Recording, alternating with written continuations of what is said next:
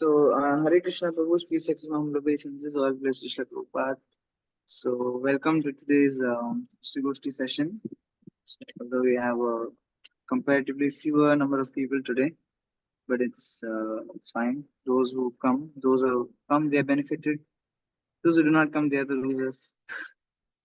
So it is very nice to be here amongst all the devotees. So, this is my first time hosting this session. So if any faults or anything wrong from my side, kindly forgive me. So Karthi Prabhu does it perfectly every time, but I am not so. I don't know this very well. So, but he's given me a guide as to how the session will go by. So I will just go according to that. So thank you very much for whoever has joined this session. We have Jani Prabhu, Amori Prabhu, Srikant Prabhu, Lavish Prabhu, and of course the most regular Sami Prabhu and Shubham Prabhu.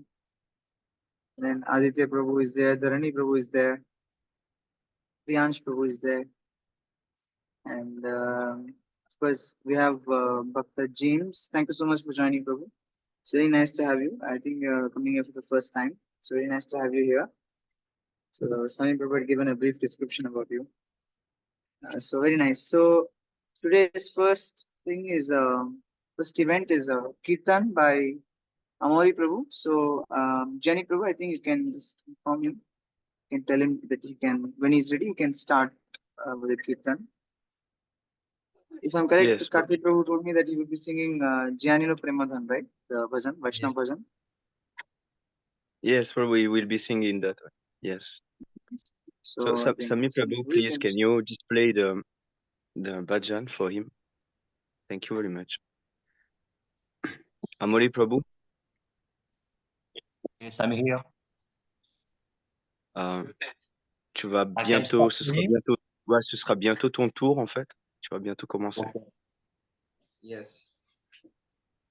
Quand Allez, tu es go. prêt, en fait, prends le temps, fais voilà, comme tu sens. Est-ce que tu leur as dit que que je le connais pas par cœur enfin, l'air du. Oui. J'ai dit à Sami Prabhu, ouais, c'est pour ça qu'il est en train de mettre Ça le me dit texte un pour truc toi. quand même, hein. Ça me dit un truc, hein. Jenanilo Premadana Koruna Pracho. Je ne saurais pas le faire correctement en entier, en fait. Je connais certains, tu vois, mais il y a des fois où je risque de bugger, donc il vaut mieux que je le récite comme ça et qu'après je chante le mantra, tu vois. Ah, ok. Attends. Tu peux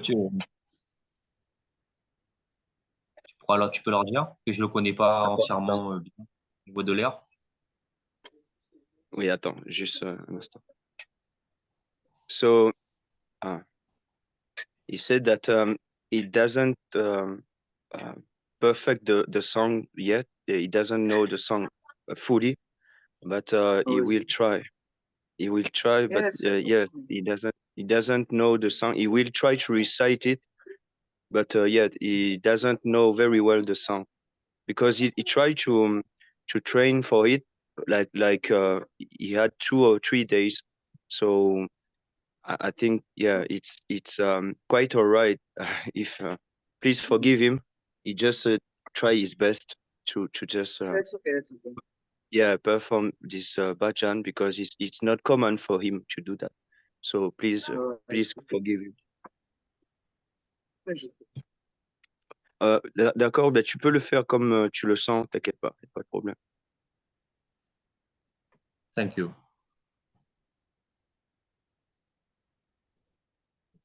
Jenanilo Premadana Karuna Pracho Eno Prabhu Kota Jela Acharya Thakur Kahamora Swaruprupa Kahasanatan Kahadasak Ragunata Pachtapavan Kahamora Bata Juga Kahakariva Kaviraj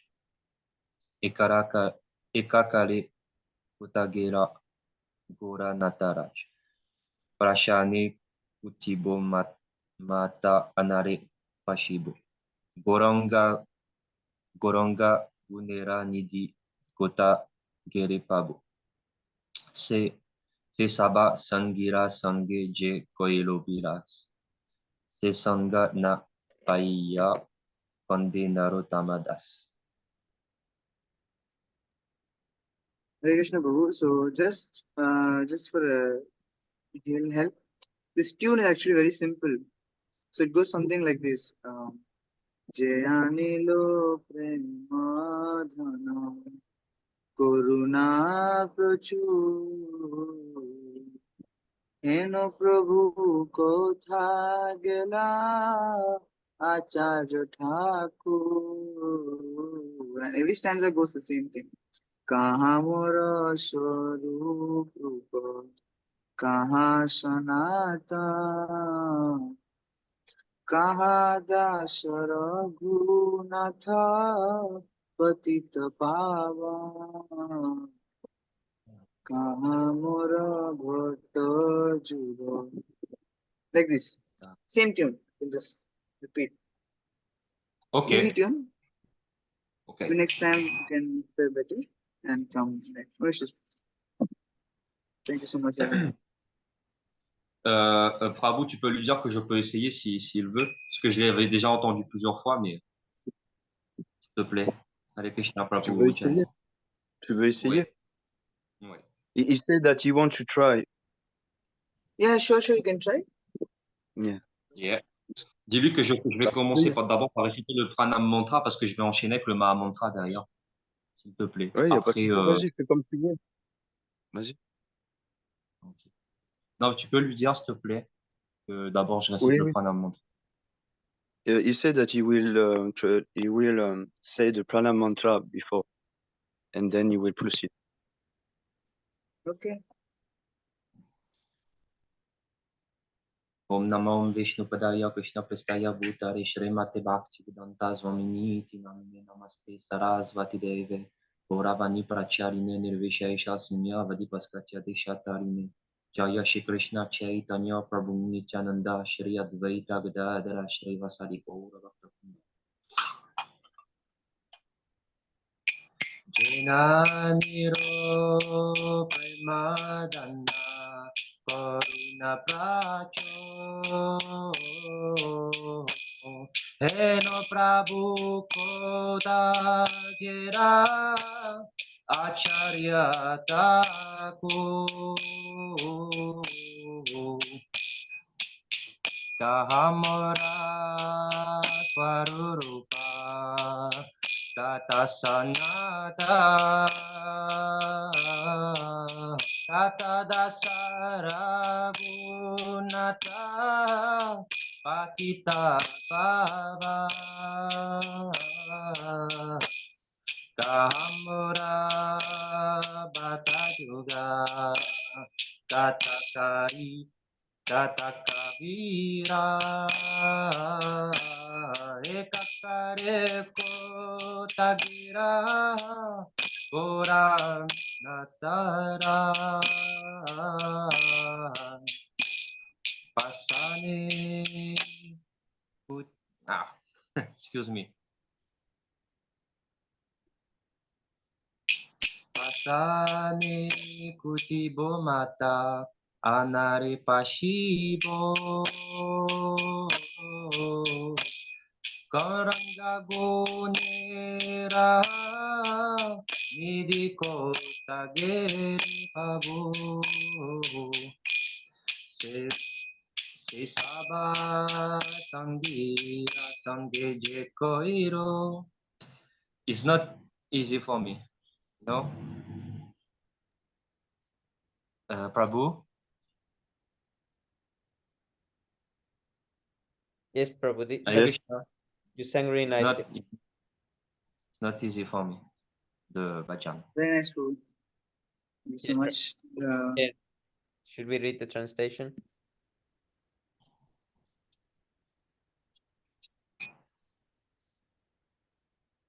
Qu'est-ce qu'il a dit? You don't read the translation?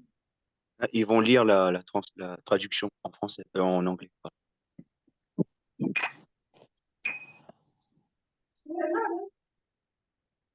Can I read the first one, please? Yes, Prabhu. He who brought the treasure of divine love and who are filled with compassion and mercy, where as such a personality as Advaita Acharya God.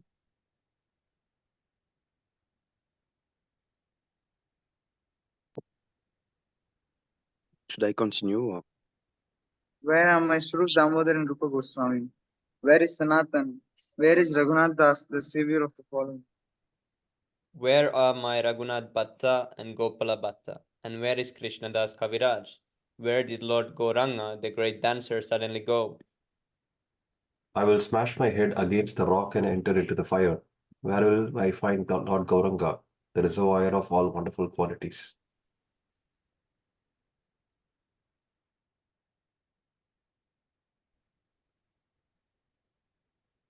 Being unable to obtain the association of Lord Gauranga, accompanied by all these devotees in whose association is performed this pastime, Nalutam Das Thakur simply wept. Narottam Das Thakur ki jai. Jai. Jai, Prabhupada Jai, jai. Very nice Prabhupada bhajan. ki Jai. Thank This you. is really Prabhupada nice. ki Very jai. nice bhajan. Usually this bhajan is sung when during the disappearance day of devotees. So this is in the mood of separation from devotees. So thank you very much, Mori Prabhu. This is very nice. You picked up the tune very nicely. Hare So Krishna. the next event for today is the artwork event. So Sami Prabhu, I think if you can present the artwork which was shared to you. Which one first? Lord Jagannath or Lord Nrsimhadev? You can share anyone first. Maybe you can share either one of them first. Okay, Prabhu. So this one is by Drona Prabhu, right? Yes, Prabhu. This one is by Drona Prabhu, right? Yes, Prabhu. So Drona Prabhu, yes. So very nice drawing, very nice painting by Drona Prabhu, depicting the Lord of the Universe, Lord Jagannath, along with his great elder brother, Lord Baladev, and younger sister Subhadra in Nilachal Dham. Haribo. So Really it's nice. very nice drawing. So Drona Prabhu, you want to say anything about giving a description of your drawing? You hear Drona Prabhu? Yes, Prabhu. Hare Krishna, Dharma. Hare Krishna Dhanapram, Jai Shri Prabhupada. Yes, Prabhu. You want to give a description about your drawing? Sorry, Prabhu. I mean, I don't have any description, but if you want, can you give any description from my side?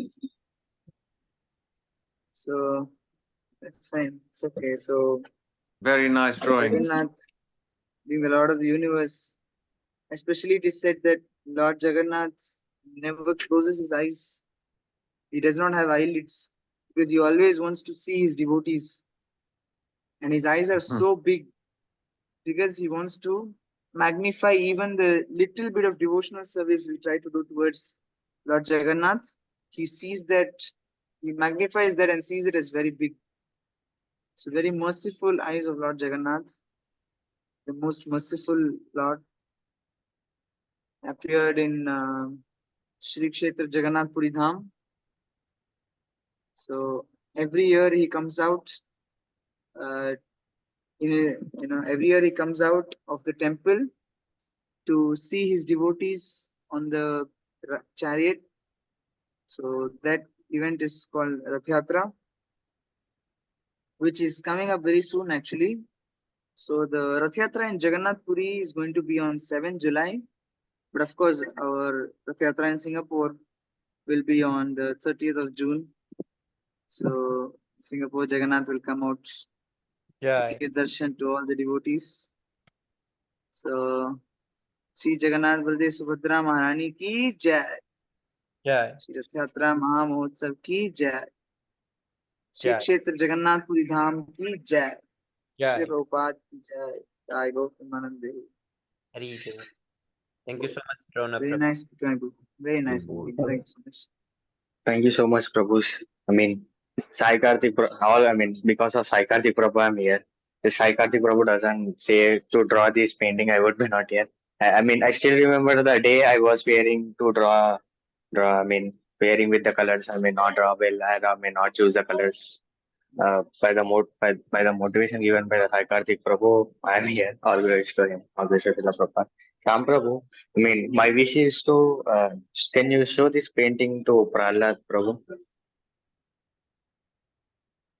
Yes, Prabhu. I will actually show him, but as of now, he's a bit busy. He's occupied with some other work now. But yes, definitely, I will show this to him. Yes, thank you so Right. much, Prabhu. Yes, Prabhu. I will show this to him. Right. Thank you so much. All right.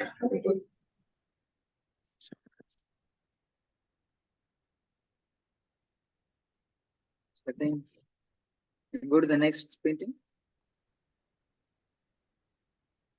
Jai. So this is This is Shivransh. Nrsimhadev by Shivransh Prabhu. This is Nrsimhadev is sitting in Padmasana Yes, Prabhu. with Shankha Chakra Gada Padma, and Prahlad Maharaj is offering his obeisances. You see how small Prahlad Maharaj is compared to the Lord Nrsimhadev. This seems like a, Yeah. a proper scaled drawing. Huh? Very nice, Yes, Prabhu. Shivransh Prabhu. Because actually, it is said that the Lord was very gigantic, Yeah. and in comparison, Prahlad Maharaj looked very much smaller than Yes, Prabhu. Lord When Nrsimhadev. Hiranyakashipu, it was said that it was because Lord Nrsimhadev was shining like unlimited suns, and when Hiranyakashipu attacked him, it was like he disappeared. It was said like this in Bhagavatam. So Nrsimhadev is So big. looking very giant, majestic, and Prahlad Maharaj is looking to pacify Lord Nrsimhadev with his prayers. Very nice, very nice detail. Details are very nicely made, especially the teeth, the teeth of the Lord, and the eyes, the eyebrows, and the detailing is very nicely done. See the maze. It looks also really heavy. Yeah, the mace.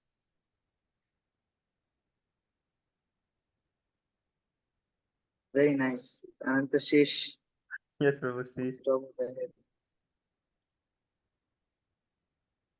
Yeah, Louis Prabhu was saying scripturally accurate artwork. Definitely, yeah. The chakra, the Sudarshan chakra, Shankha, Gada, and Padma. Very nice painting, Prabhu. So, you want to give a description about your work, Shivransh Prabhu?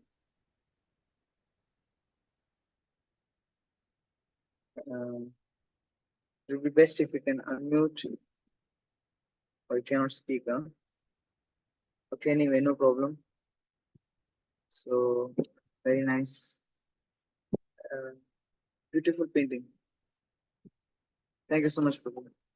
So, very nice paintings. So, this is a artwork Prabhupada encouraged his disciples to engage in artwork because there is a very nice way of meditating upon the Lord. So, especially we have very popular painters, Jadurani Mataji, and I think there was another devotee. I forgot the name, but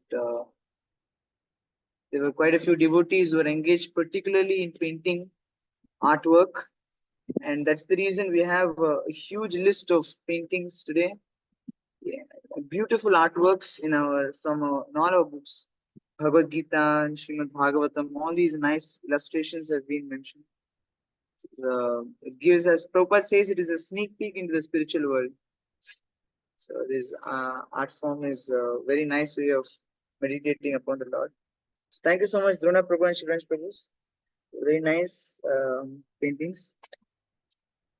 Thank you so much. So the next So the next event is the shloka learning.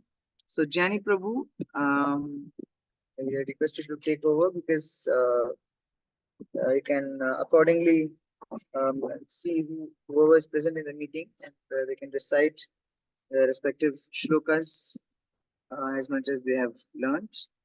So, any idea what is the shlokas for this week? Because last week I was not present, so I'm not aware. I'm sorry about that.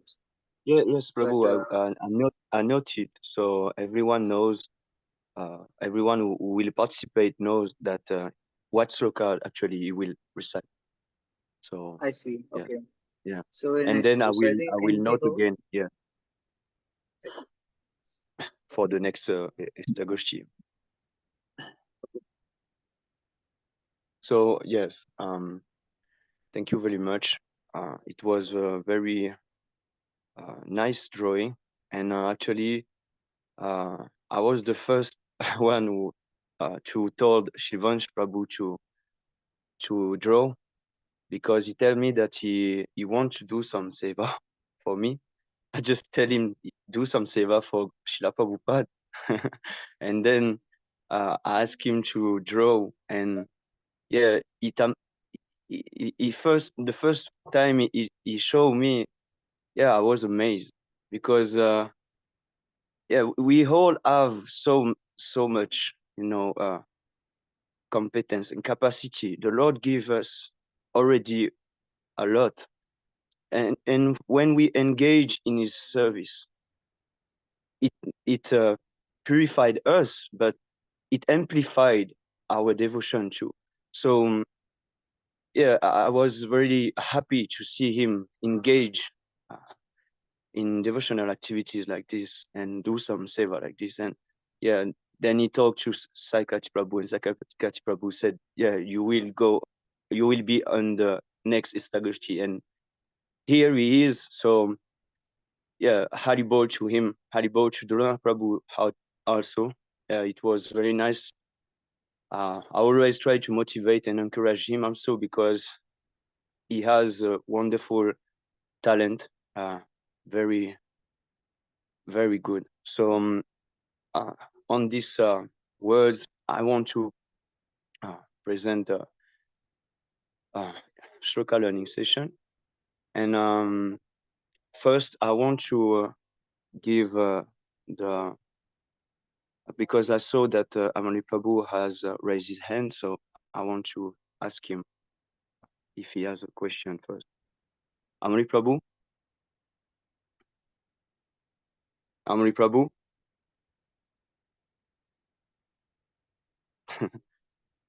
Yes, tu es là ou excuse pas? me. Oui, oui. Yeah, Alors, yeah. tu as levé ta main. Oui, c'était juste pour savoir si je pouvais réciter shloka ou pas. Après. Bah, tu as préparé ou pas? Oui. C'est le 2, Oui. je dis, c'est Oui. le tien, c'est le 2-11, je crois, non? Le 2-11. Ouais, parce Oui, que oui, le ça c'est. 2-7, tu avais déjà récité. Ben allez, bon, attends. Ouais. Bah, après, c'est pas grave, tu peux le réciter la fois prochaine, il faut que tu sois prêt quand même. Non, je suis prêt. Ok, le 2-11? Oui.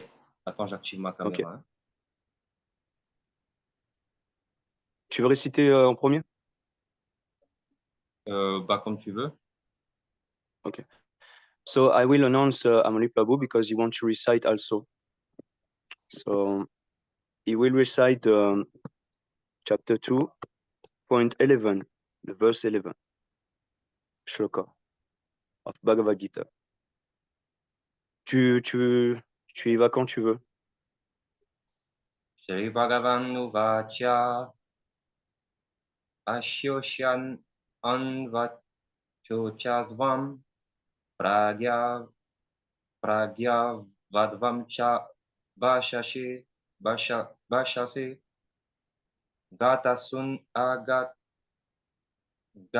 Agatasum Cha Nanu Chochanti Panditaha. The blessed Lord said, we're speaking learned word. You are mourning for what is not worthy of grave. So those who are with lament, neither for the living nor dead.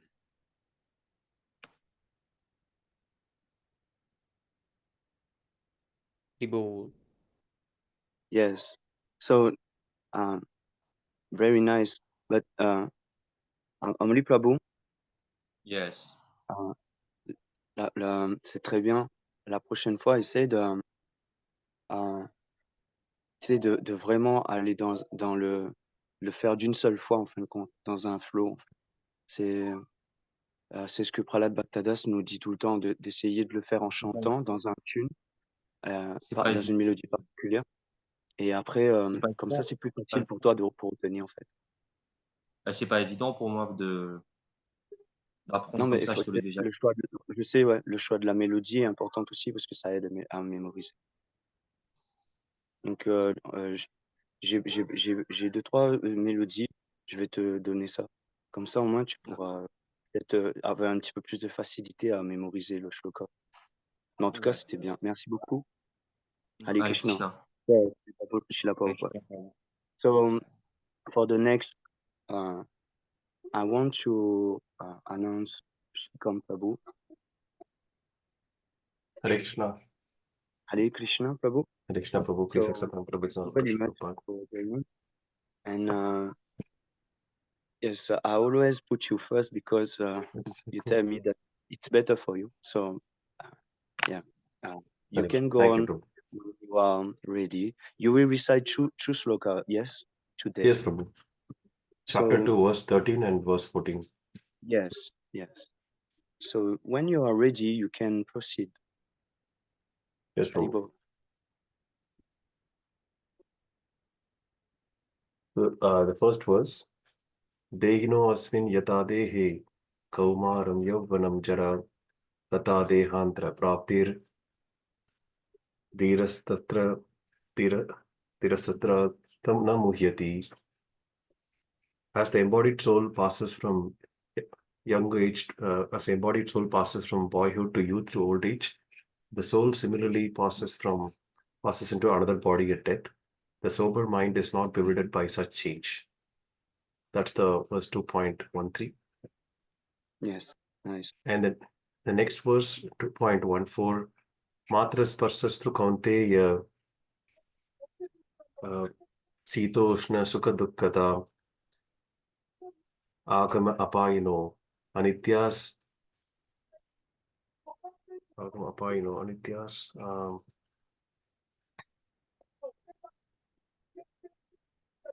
tam stitik sasva bharata. Yes, So, nice. O son of Kunti, the non-permanent appearance and disappearance of summer and winter. So the permanent appearance and disappearance of happiness and distress are very similar to the appearance and disappearance of summer and winter seasons. You have to learn. One has to learn to be tolerant by these miseries without being disturbed or sign of Bharata. Yes, bro. Nice. Hare Krishna. Haribol. Thank you very much. Thank you very much, Prabhu. Hare Krishna. I just want to ask you something before we go on to the next one. How do you learn, and is it easy for you, and what you gain for what benefit you gain from that? What realization you gain from learning the shloka like that? I think, as per your suggestion, Jani Prabhu, I listened to Tattva Prabhu's lectures on how to recite the sloka. Yes. And he was telling about understanding the meaning of each word in the sloka. So, for example, in 2.14, Sito Ushna Sukha Dukkata, I was able to actually remember Sito means winter and Ushna means summer just by looking at the translation. And that actually helps me to recollect. And also the tune also, like Prahlad Prabhu taught, the tune also is very helpful to recollect, Prabhu. Very nice, nice. So the word to word is very important, yes, for Yes, Prabhu. memorizing. Yes, I use that also. It really helps, and Yes, Prabhu. it gives us some knowledge in Sanskrit too, so that we can understand more and more the true Yes, Prabhu. meaning, deep meaning of some translation and purport. So yes, thank you. Um, I just want to ask if you are comfortable with that. Uh, I know that it's not easy for every one of us, but yeah, Srila Prabhupada always say that we must know his book like a law book. So in material world, uh, they will learn like that. So we need to learn uh, at, for you know, this is spiritual knowledge. So we need to have a deep approach about that. So when we recite those verses and we can use it actually in preaching, I think this is really nice because when the person ourselves and the person will listen to that, purify the heart and the ear. So it's really nice to just can learn like that those slokas. So thank you for participate to this event. Hare Krishna. Thank It's you for the opportunity, Prabhu. yeah. Hare Krishna. Yeah, I talk for everyone. Thank you for all the prabhus to participate and to always try to learn and recite the sloka nicely. I know this is really difficult uh, for some devotee, but if we don't take risk in Krishna consciousness, we will not improve. We will not progress. I always take challenge, and then I I depend on Krishna and Srila Prabhupada. I depend on them because I know that I cannot do that. You know, this is not my comfortable zone.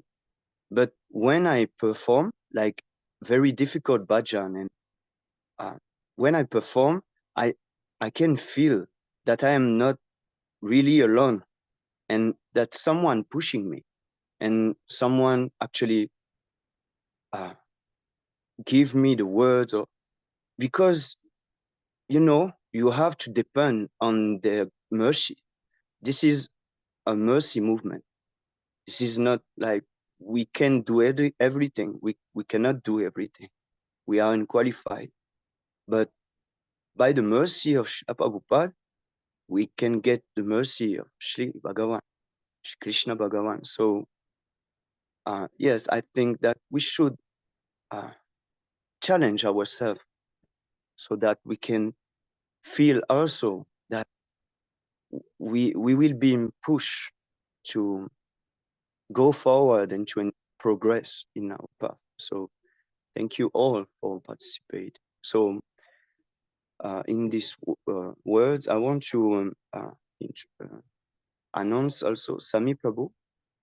Yes, Prabhu. Okay. Please. Yes. Ram Jai Shri If Prabhupada. you, Jai, Haribol. I will chant also Bhagavad Gita 2:14 if I know it. Let's try.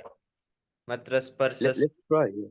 Yes, Prabhu. Matrasparsastu kaunteya shitushna sukadukkada agamapayino nityas tam stitikshasva bharata. Haribol. Translation is, it begins, O son of Kunti, the non O son of Kunti, the non-permanent appearance of happiness and distress and their disappearance in due course are just like the appearance and disappearance of winter and summer season. They appear, no, it's not appear, what's the word? Is it they arouse? No. Can you help with that word? Arise, arise, arise, They arise. arise. All right. They arise due to sense perception. One has to learn to tolerate them without being disturbed. Yes, very good. You told the whole translation. It's I not tried to easy. learn. Yes, Prabhu. It's not easy. It's a very long one. Yeah. I learned it in portions. Yeah, and you know, in French is very beautiful verse. Yes, Very, very Yeah. like poetry, you know. Yes, bro. So I really like that verse. And I don't know in English if it's like, you know, some poetry, but in French it's beautiful, very beautiful. So Yes, yeah, bro. sometimes some verse are more easy than other. Yeah, this was to me Yeah, an easier one. And I've learned but I've heard this also so many times in being repeated because this is one of the also Nimanita Prabhu was teaching this to the children in the lecture in his children class. yeah, There I was hearing yeah, I heard before. Yes, he quote that verse, and yeah, it's very beautiful verse, very beautiful verse. Uh, yeah, I was thinking that perhaps we should um, think a way that we can use those verse in preaching or, you know, in a conversation with each other so that we can imbibe more and more and, you know, try to memorize more those verses, you know. Yes, So yeah, it now would be since nice. I started this, Yeah. I've noticed that I've used the verses much more because now I've known, Mm, and these are really common ones that you can when you're talking with someone you can easily bring them up. So yeah. Yes. if you can So, repeat them many times by bringing them up, you can yourself arrange situations where it's you have to say it. So I try to do sometimes mm, like that. yeah, it's good. Very nice. Because, well, yes, I was thinking perhaps we can find a way to just keep, you know, learning and uh, revising. I don't know Yes, if it's said like this. And you know, yeah, you said it. Perhaps we have to do like that, you know, because this is common verses that we yes, should Prabhu. speak and we And should in preach. Yeah. this local learning, when I hear others repeat it, like when in this week when I hear someone repeat that something that I learned past weeks, then I automatically remember them and I revise them in my head. So it's nice to hear again and again also the other Yeah. verses that we Yes. have learned previously. Yes. Yes. Yes. Actually, it's good that everyone is not advancing in the same pace, you know, so that we can gradually hear again those verse that we already Yes, chant. Yeah, yes, it's really nice. So thank you very much, Prabhu. It was really thank you nice. so much, Thank you. Prabhu, for arranging this every week. Haribol. Oh, I don't do anything. This is all by the mercy of Srila Prabhupada. Yes, yes. Haribol, Jai Srila Prabhupada. So for the next, I want to announce Luvesh Prabhu. Are you here? Hare Krishna, Prabhu. Please accept all the obeisances of Prabhupada. So, Bhagavad Gita 2.14 itself, yes? Again, Yes. okay, so Matra Sparshastu Kaunteya Shitoshna Sukha Dukkadaha Agamapaino Nityas Tam Stitikshasva Bharata. O son of Kunti, the appearance, the non-permanent appearance of happiness and distress, and their disappearance in due course are like the appearance and disappearance of the winter and summer seasons. They arise from sense perception, O sign of Bharat, and one must learn to tolerate them without being disturbed. And to go a little bit further, matra refers to sensuous, that which is sensuous. Sparshas means sense perception, perception itself. So actually, matra, sparshas together means sense perception, but matra refers to sensuous, that which is sensuous, and sparshas means perception in general. Shita means winter, Ushna means summer. And so matra sparshas tukantaya shitoshna sukha dukkhada. Sukha means happiness and dukha means just the opposite, sadness. So, O son of Kunti, the non-permanent appearance of happiness and distress and their disappearance in due course are like the appearance and disappearance of the winter and summer season. One must learn to tolerate them, right, without being disturbed. So, why? Because they arise from sense perception. They arise from sense perception, O sign of Bharat, and one must learn to tolerate them without being disturbed. Yes, So, Prabhu. just to fulfill your requirement a little bit, I tried my best to also try a little bit Oh, word for yeah. word. Yeah. Very nice, very nice. You bring it to another level because you do the word for word. Just like our Pandit, he's not here, I think. Sujit Prabhu. Yes. Yeah, he will do also the word for word. So uh, he said to me that he will recite too, but yeah, he's not here, so perhaps the next week. So thank you very much for those recitation. Yeah, I think there is no Saikati Prabhu is not here also. Actually, So the best trick to learning these verses is to actually just love doing it. Like if you just yeah, love chanting the mantras, just by reading it once or twice, it will stick with you automatically. yeah, That's my thing. That's my trick. And it's not even a trick because I naturally am attracted to chanting of these mantras, so it's just very easy for me to do it. But if anyone yes. wants an trick, just immerse yourself in it and just Mm. love, just chant it. You have to just learn to embrace and love the chanting of these shlokas. That's how you just, it becomes much quicker, especially when you add in a tune with Yes, it. actually, this is the point. Um, I think that the tune is very important, the choice of the tune, because it depends of everyone, like the music and it's a choice. Some people will love those tune, some people will prefer another tune, So we have to sense that, yeah, but perhaps I prefer this tune, so because it helps when we choose the right tune, we will memorize much more quicker. So I think this is very important, and Tadvavidas he already have some very amazing lecture about that, and he proposes some very very nice chanting also.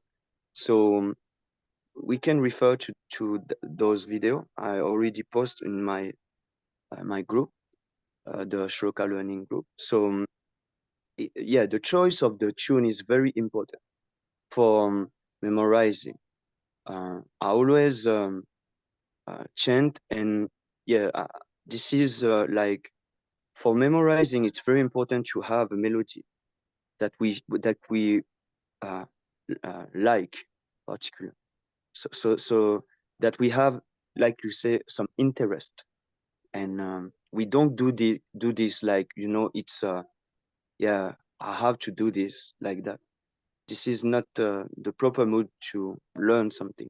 We have to develop an interest, and it's really important for us to uh, realize that, yeah, it will bring us to the next platform, the platform that we will uh, be always preaching, and preaching like our senior devotee do actually. Like they will quote some verse and they will chant it, and it's really nice to preach like that, because it's more serious. It's more like we know more about our our book. This is not Srila Prabhupada's book. We need to appropriate them. Like this is our book too. So we need to dive much more deeper in it. And how this is the best way to dive much more deeper than learn those Sanskrit word. So thank you very much. It's very inspiring to hear all of you recite uh, those shloka.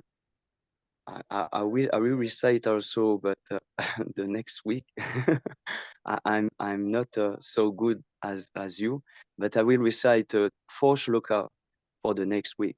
So I want to save those 4 shloka for the next week so that I can chant it very nicely. Please forgive me. I just The key, prepare myself yeah, a little the, more. yes, the key is to just let every single verse hit your heart. You have to Yes, take every single verse as if it is heart attack content. Every single yes, verse yes, has to be connected because every single verse is so deep. It has to strike your heart. And when you realize this, then slowly but steadily, all the verses will start hitting your heart like this heart attack. mm, Yeah. Like, and yeah, it's yeah, so deep. Yeah. So just, embrace it, love it. yeah. That's the key. And I think I can yeah. This is very good point. Uh, uh, uh, I think this is why I take my time sometimes, because if I see, if I don't feel it, I will not recite, because I need to feel the verse. Yes, it's very good point. Yeah, this is like when you chant something, you need to feel it, and if you don't feel it, yeah, it will be like duplicity, like you don't really you don't do it very sincerely. So yes, it's a very nice point. Yeah, we need to do it with our heart. Yeah, it's like chanting the Maha Mantra. It's the same. We are not in the Madhyamahadikali or Dhammadikali level, but we can have some feeling. We can pray to the Lord sincerely. We can ask Him, yes, I'm so much rascal, so please help me. I want to give. I want to have some taste, please. So we can do that. Every one of us, we know how to do that, because we all suffer to uh, come to Krishna consciousness. So yes, this is very important to as you said, to just recite it, uh, just with our heart and feel it. Yeah, and in this way we will never forget. In Yeah, this way, because the human mind is actually attracted to melody, especially at our, because I'm at a very low stage, but even in the low stages, the mind is attracted to things that sound very beautiful. So if we actually chant these words, not just recite these verses, but also chant them as if mm, kirtan, then it becomes much easier for us because the mind is at least in these stages also it's only attracted to the melody. Actually, it's not attracted to the verses, yeah, myself yeah, included. But I just make it enjoyable for myself by adding these beautiful tunes and just constantly repeating them as if I'm singing kirtan, and then automatically if I want to chant it, it just comes. So it's, yeah, yeah, this yeah. developing a taste for it is important, then it becomes easy. And just Thank you for those realization. yeah, you mentioned that the easiest way also to learn the verses is to hear them in the lectures.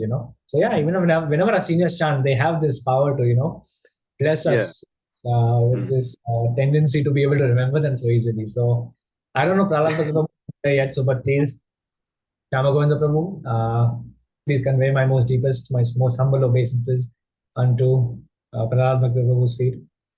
Thank you. I won't take too much of my Yes, time. yes, and yes, thank you very much, Ravish Prabhu, for this wonderful realization. And yeah, I want to uh, yes said uh, that Shyama Govinda Prabhu, if you want to proceed with the next event, but But Shivram first I want said to he express my deepest and Jani Prabhu. gratitude to all the devotee who are present here now. Um, this is very important association for all of us. Uh, for Amoli Prabhu and me, this is very nice association, very uh, great association with you all. So thank you very much for this opportunity to us to just associate with bona fide devotee.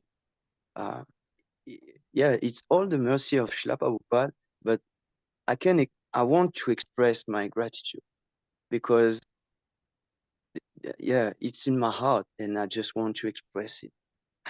I just this kind of devotee. So thank you very much for your participation, all of you. It was very nice chanting. Um, and for the next Istagoshti, I will do 4. I will do with you also.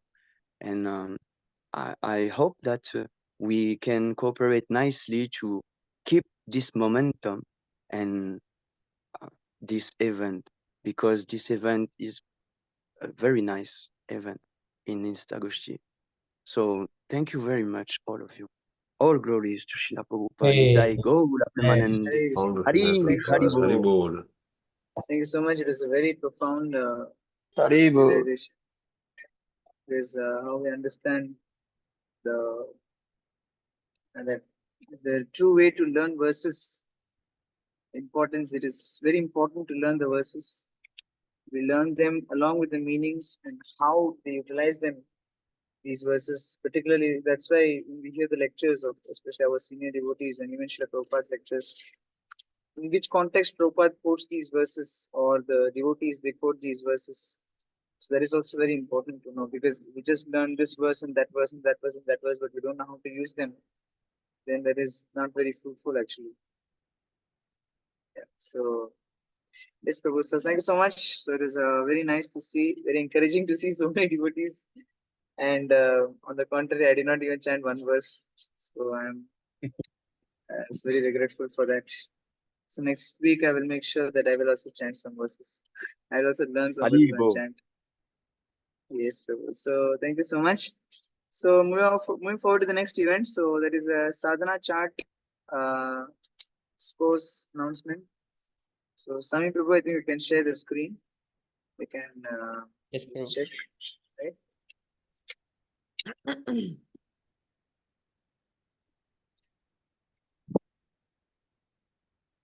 So this week.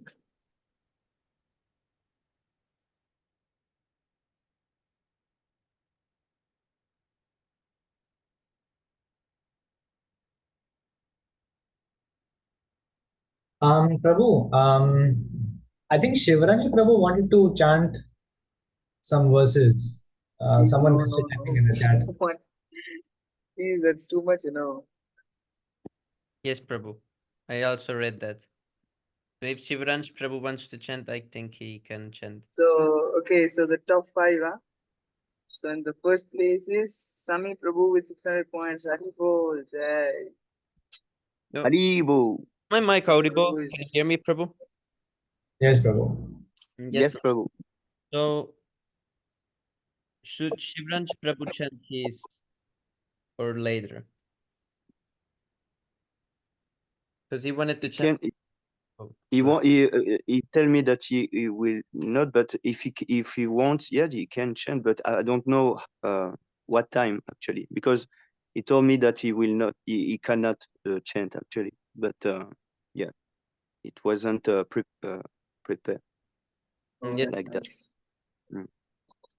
Jai. So So perhaps he all can glories chant to later if the he can chant table later. toppers. Yes, he is. So now I made an All, update. So Gianni and Amari Prabhu is first place. Also. all glories to the table toppers. Oh, what happened? 1 second.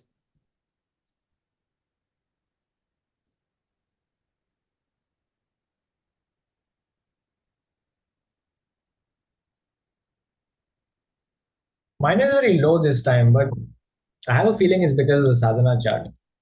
I don't know if it's actually working, because Let's no see. way it's 308, Where is fixed. Luvesh Prabhu? Here. 19, yeah.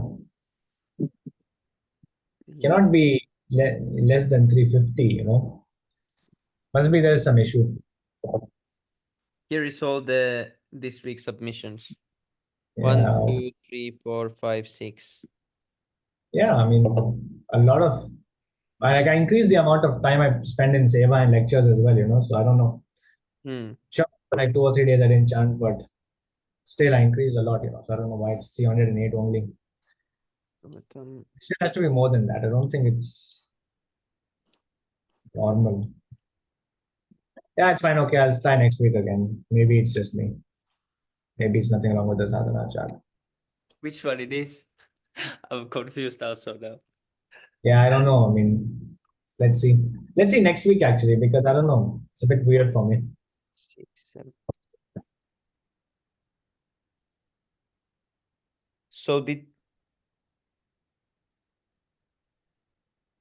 So did you read like every day?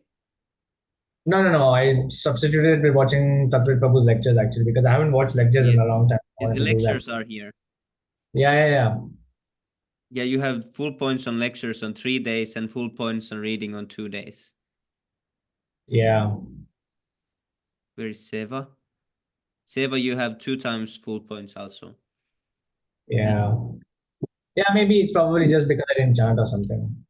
Because this week was really hectic. Maybe it's because of that, but I don't know if that. Yeah, that's only 2 days that you missed. Yeah. You missed 50 points on 2 days. Yeah. Okay, but even then also, Yes, Prabhu. I think it So, might be reading because you missed 30, 16. You missed 120 points on reading. Okay, then I guess I'll just have to, because it's exam season, so I had to choose between two things rather than three. Yeah. So okay, lecture and seva. Yeah. For the time being, but even that, okay, well, let's see. Let's see. Yeah, 'cause I see you have done. Prabhu, the lecture point, What, Sorry. Prabhu? the lecture point, the lecture point for the full point for lecture when we read Srila Prabhupada book.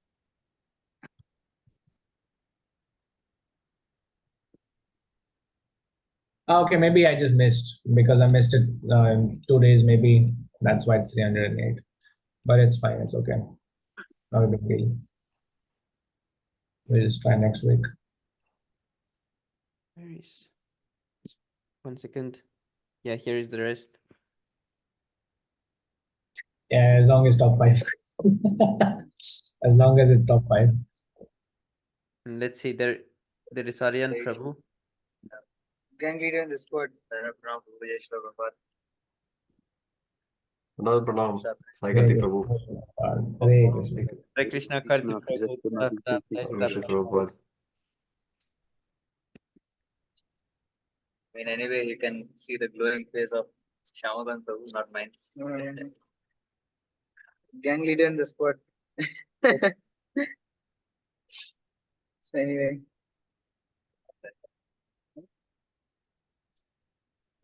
What means book publishing? because he's coming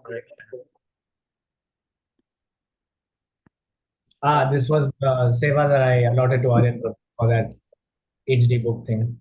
He's doing it because he couldn't perform the Spotify seva, so I gave him another one that he could do. Oh, Because the but- laptop is good enough. But he has put the seva, but there is 0 minutes. I know, yeah. I have to think about it. Yeah, I know. I saw it as well just now. Yeah, I'm not sure if it's like error or something, because if it was not error, then he would be like much higher points. Maybe he forgot it. Maybe he forgot it. Yes, Prabhu. Maybe. Yeah, but still Yeah, he's he just doing really forgot. nicely, I see. Yeah, he's doing very nicely, Prabhu. Yes. Oh, he chants in the morning sometimes before 7 a.m. all the rounds. Yes, Prabhu. Yes, I can confirm this. He end up being very serious Yes, and Prabhu. motivated. See, Shivransh Prabhu lost So- only with 2 points. He's close also. Yes. Haribo. I want to see that also. Where is Shivransh Prabhu? Here, 31.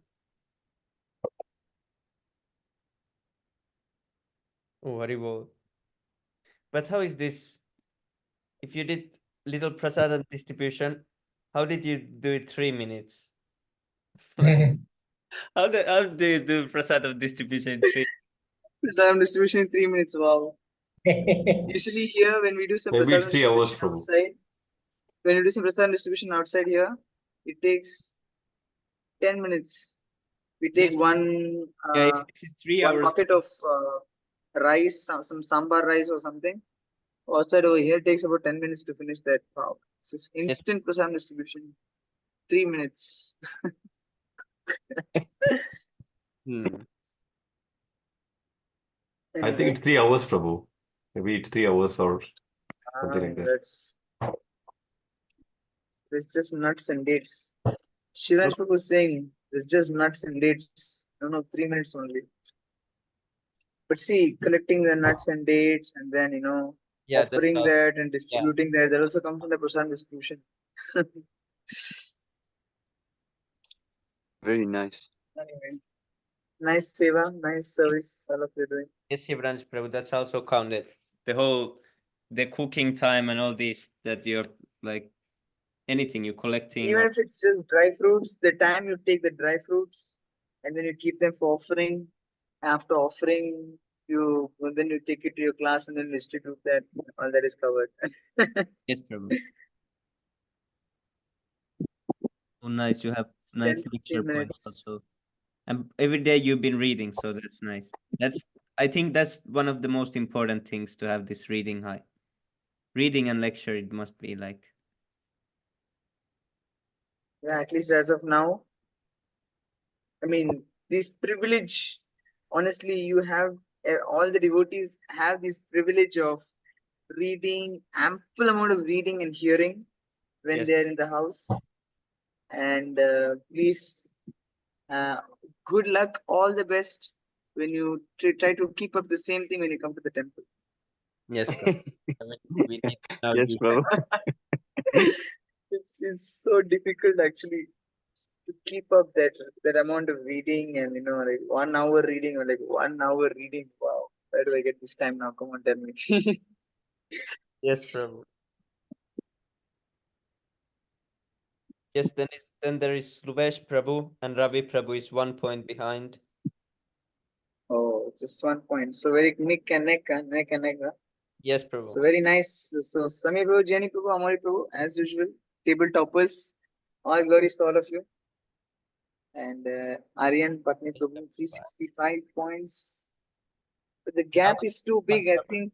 Is there. The gap is too big, right? What, Prabhu? Between the first and the second place. Yes, Prabhu, it was a little bit big now. It's too big. And then it's again neck and neck between Aryan Prabhu and Shivransh Prabhu. Just 2 points, huh? Yeah. That's good competition. And then again Luvish Prabhu and Ravi Prabhu. That's again just 1 point difference. Yes, Prabhu. What was our previous score, Prabhu? Previous one was 15. I mean, before it stopped working, like before the 377. Yes, 377. Okay. Interesting. But today you will gain some points also, so I think it will be almost the same. Yeah, it's fine. That I'll will be just... the decider. Okay. Today's scores will be the decider then. Yes, Prabhu. I hope next very week nice. everyone will be feeling, because this week it was a little bit low. Shrikant Prabhu is also. That is very Yes, nice. Oh, I'm not even in the top 5. You're so merciful to put my name in number 6. No, that is still very Important, nice. Prabhu.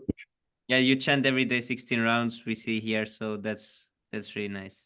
So I need to improve that and do it like before 7 a.m. Prabhu. So I'm trying to. Yes, Prabhu, but still you're there every morning, so I'm always happy to see that. So that's nice. Very nice. It will come gradually. Is sloka recitation considered a seva, Prabhu? I don't know. I got it from Sai Karthik Prabhu told me to include that as well. Yeah, that's okay. Yeah. Practicing shlokas, that is also considered seva. Then it's a big disadvantage for me because I just read it once or twice and then that's it. 1 minute. I can only get 1 minute seva. I mean, technically speaking, does that count as like active like seva? I don't know. Oh, yeah. But I always thought of seva being something that you contribute, What it mean contribute. Contribute, yeah. Seva means service. What Actually, service? shloka reading and shloka recitation is more like personal sadhana. Yes, Prabhu. Yes, Prabhu. Seva Yes. is more like contributing to the temple and something like that. Yes, Prabhu. I think Yes, that was the whole sadhana chart. But next week we need very nice. So people. all the top 6 very nice, Prabhus. Thank you so much. Very nice. I think the gap between the top and the second place can be reduced, can be even more competitive. Aryan Prabhu, I think it can do better next time.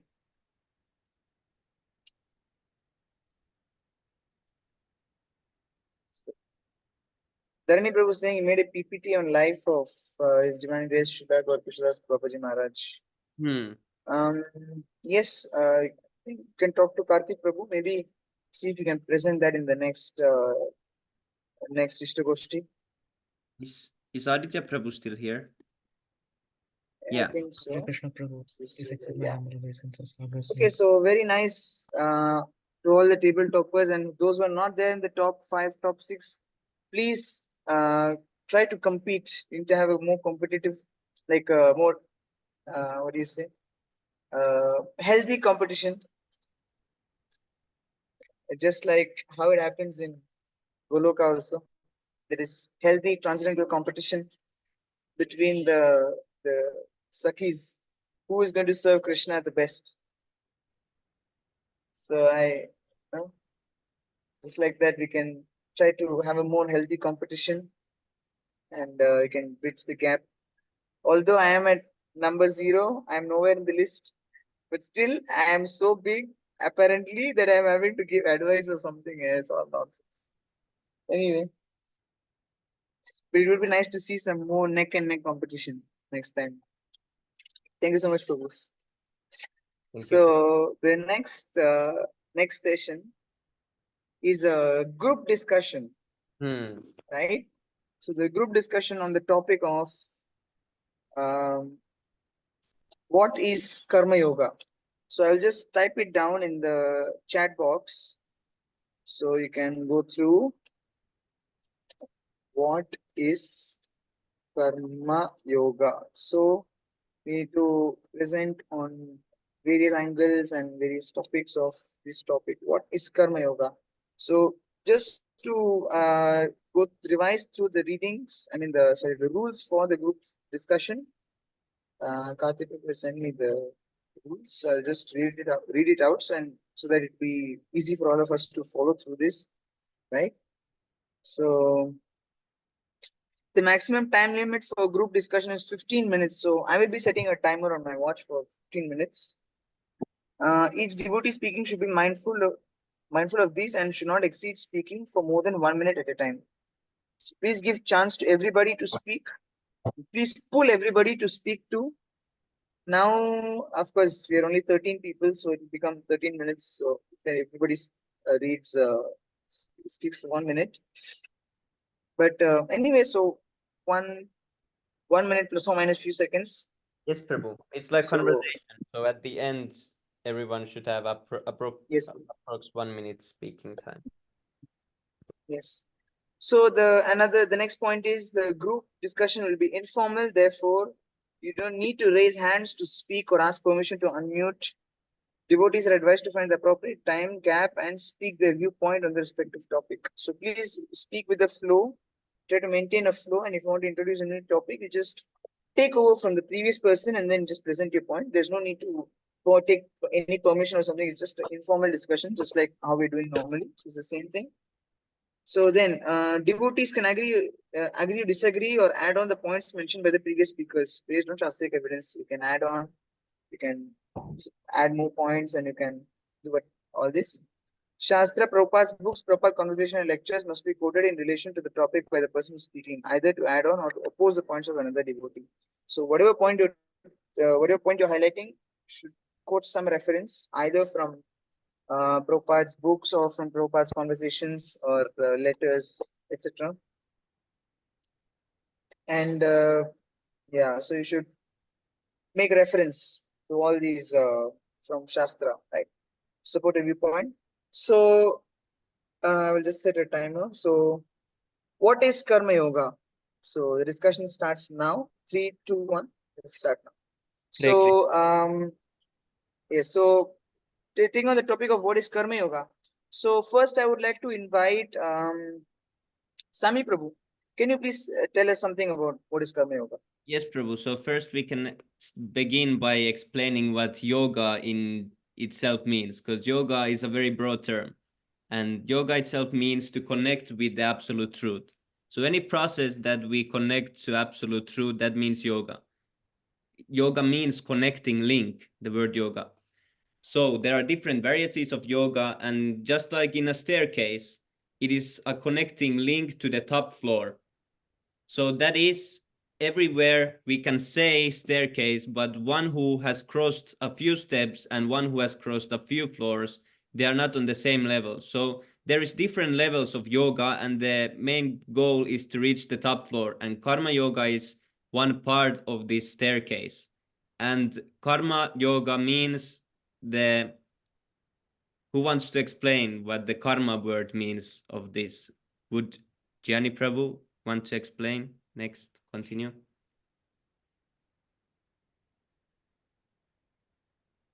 So what is the meaning of karma? Because now we know what yoga means. Yes, So Prabhu. Sami Prabhu very well explained the meaning of Karma Yoga. So Jani Prabhu, you can take over. Yes. Actually, I don't have much knowledge about this, but I will say one thing. It's because it's in English and it's a little difficult for me. I always preach in French. So the Karma Yoga, for me, it's like the action that will bound us in this material world. So we need to do those devotional activities that will free us from the bondage of material world. So Krishna always in Bhagavad Gita advised Arjuna to work as he is not working actually. Like the action need to be Krishna conscious. So we need always to check if we are doing Krishna conscious activities. This is really important because otherwise we will be entangled in those how to say that in those action actually. So the karma yoga is that we need to be Krishna conscious. We need to do devotional activities. So this is how I manage to quite understand, but I know this is not accurate. But in French, I will understand much. I can present much more, but in English, it's very difficult for me. So yes, I would like to hear from other devotees also, because to clarify myself how this Karma Yoga is explained actually in, yeah, it will be very nice for me to hear that also. Karma, like our sister. Yes, Prabhu. Can I take it also? Yes, anyone can continue. No need to ask permission. It's just normal Yes, conversation. Prabhu, as Srila Prabhupada always quote in his normal lectures that Nirbandhe Krishna Sambandhe Yuktam Vairagya Uchyate. So like that, whatever activities we do in our daily life, it should be the fruit should be related to Krishna, and we should offer it to Krishna's lotus feet. Like in our daily karmic activities, whatever we do, we generally do it for the satisfaction of our parents or whatever we do. We should offer it to the lotus feet of Krishna, and it should be related to Krishna, and generally we can become Krishna consciousness, and that is called karma. Yes, Prabhu.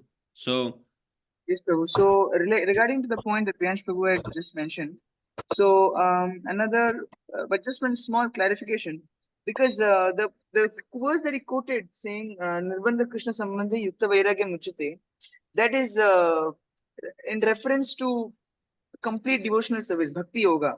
But Karma Yoga is a stepping stone to the state of Bhakti Yoga. right? So karma yoga is generally defined as we performing an action and offering the result of that to Krishna. For example, in the Vedic scriptures, there is a mention of doing some karmic activities, but offering the result of that to the Supreme Lord. So that if any sacrifice is performed for, say, begetting a child or something like that, and then in that case, the Lord is also invited, the Lord is given a seat, and Lord is given respect. So that constitutes karma yoga. So there is that is mentioned. But if anybody would like to add on any further point, maybe Luvish Prabhu, you can add on something to this, please. So how I see it from Prabhupada's purports is that there are two portions to this. The first half of it is detachment from the fruits of one's activities. And according to chapter 3, Krishna states that when one becomes detached from the fruits of one's activities, he stops the breeding of further karma. But because karma is still there in terms of what one has done in the past, one has to somehow eradicate it. And the way to eradicate that past karmas, although you stop performing actions that breed further karmic reactions, you still have karma to burn. So what happens is you go a step further, and what you do is instead of just becoming detached from the fruits, which is just one half of the entire story, the other part of it is to offer that fruit to Krishna, because Krishna states in the Bhagavad Gita, Bhoktaram Yajna Tapasam Sarva Loka Maheshwaram, which means that he is the ultimate beneficiary of all sacrifices. He is the enjoyer of all results. So whatever we do, we should offer it directly as a result to Krishna. And doing so actually culminates in bhakti yoga, because if one simply remains detached from the fruits of one's activities, what happens? One just wastes his time because it won't lead him further unless he also learns to understand that whatever we are doing, we are actually doing it on behalf of Krishna. In fact, I'll even share this one nice verse. Krishna gives us that second portion of it. Yes, so in chapter 5, Karma Yoga, action in Krishna consciousness. This is why Prabhupada writes 2 chapters on Karma Yoga, not just one. One is Karma Yoga, and the other is going a little bit further in understanding it. So Krishna states in chapter 5, action in Krishna consciousness, chapter 10, that one who performs his duty without attachment, surrendering the results unto the Supreme Lord. So Krishna is not just saying that you remain detached and that's it. That's the end. No, one has to go further. Because simply being detached is not the end. Otherwise, what's the difference between you doing your work and not doing your work? It's detached, but it's not being used in Krishna's service. So surrendering the results unto the Supreme Lord is key to advancing further to Bhakti Yoga. Because Prabhupada states that all forms of yoga are meant to culminate in Bhakti Yoga. Just like here, Prabhupada is also saying in the purport. I'll show you. I don't know if I can share my screen. Can I share my screen? Because it's nice if the screen is shared. It takes time. So it takes Okay, time. Okay. Then I'll just summarize it then. Okay. So then, yes, bro. Yeah, so Prabhupada writes in the purport here that even one's material body being a gift of the Lord for carrying out a particular type of action can be engaged in Krishna consciousness. So it is then beyond contamination by sinful reactions, exactly as the lotus leaf, though remaining in the water, is not wet. Yes. So in conclusion, what is the difference between karma and karma yoga? So karma are called, according to Prabhupada, karma is referred to as fruitive activities, meaning activities which you perform in return for some fruit. Yeah. That's fruit.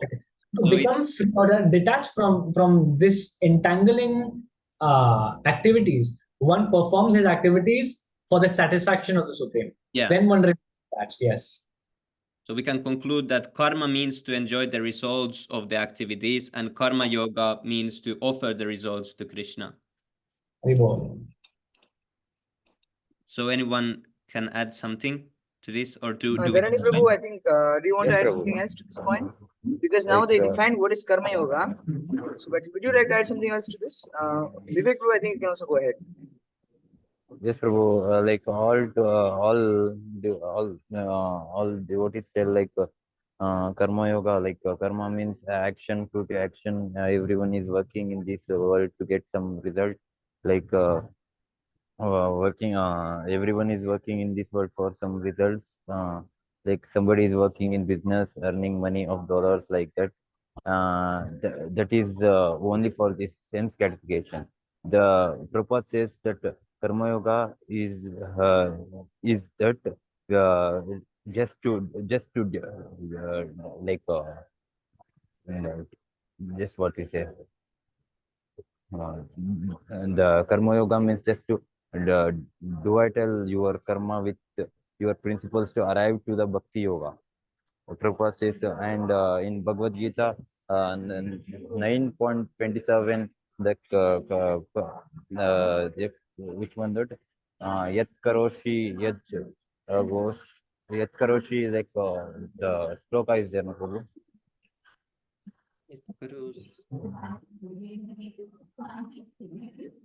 9.27. Yad karoshi dashnashya josh dadasya yatapasya kaunaya dukhanam.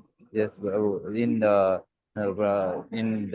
sloka also Prabhupada tells that that is the karma yoga. Whatever you're doing in the beginning, one cannot take to pure bhakti yoga. Therefore, karma yoga is recommended. Never mind whatever you're doing in that position, you can become a devotee. Karma yoga, that is, and that's all, Prabhu, I can say.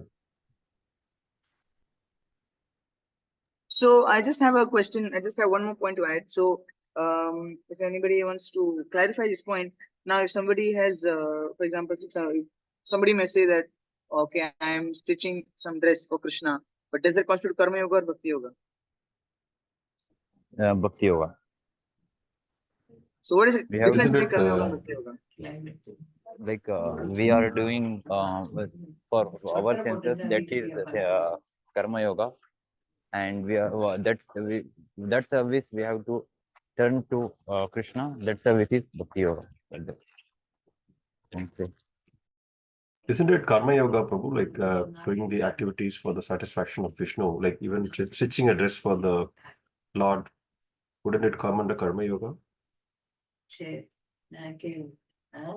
No, Prabhu. I think because That is devotional service. yeah, it's directly done because it's We're doing not something done for the for Lord, that is devotional exchange service. for Okay, some. it's devotional. Because if you would do it for exchange for some money that you would offer, then that would be like karma yoga. Oh, I see. Directly doing it, you're giving your time also. And also that is done under So the order of the spiritual master usually. One usually doesn't become some temple authority without some order from seniors. So, right, Prabhu. So, just to summarize all the points that were explained here. So, first of all, Swami Prabhu defined what is yoga in the first place. So, yoga means to connect with the Supreme. So, yo means to go, to ga means to go towards. So, to go towards the Supreme, to understand the Supreme Lord. So, that constitutes yoga. So, there are various kinds of yoga. There is karma yoga, jnana yoga, Raja Yoga, and various other kinds of yoga, and there is Bhakti Yoga also.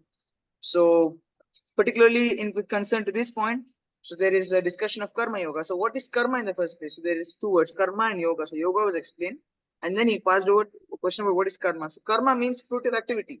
So, if you are doing some activity in order to get some fruit, that is called fruitive activity. So, for example, if I'm going to a job and I'm doing a job, the aim is to earn money. That is fruitive activity. So I'm earning some money. So that is a fruit I'm getting for the work I'm doing. So this is fruitive activity. But what is karma yoga? So karma yoga means engaging this karmic activity in somehow or other in relation with Krishna. So that is called karma yoga. So when I'm doing some action and I'm getting some result, but that result I'm utilizing for Krishna, I'm giving the result to Krishna. That is called karma yoga. That constitutes an initial stage of devotional service. But why is it said that karma yoga is the initial stage?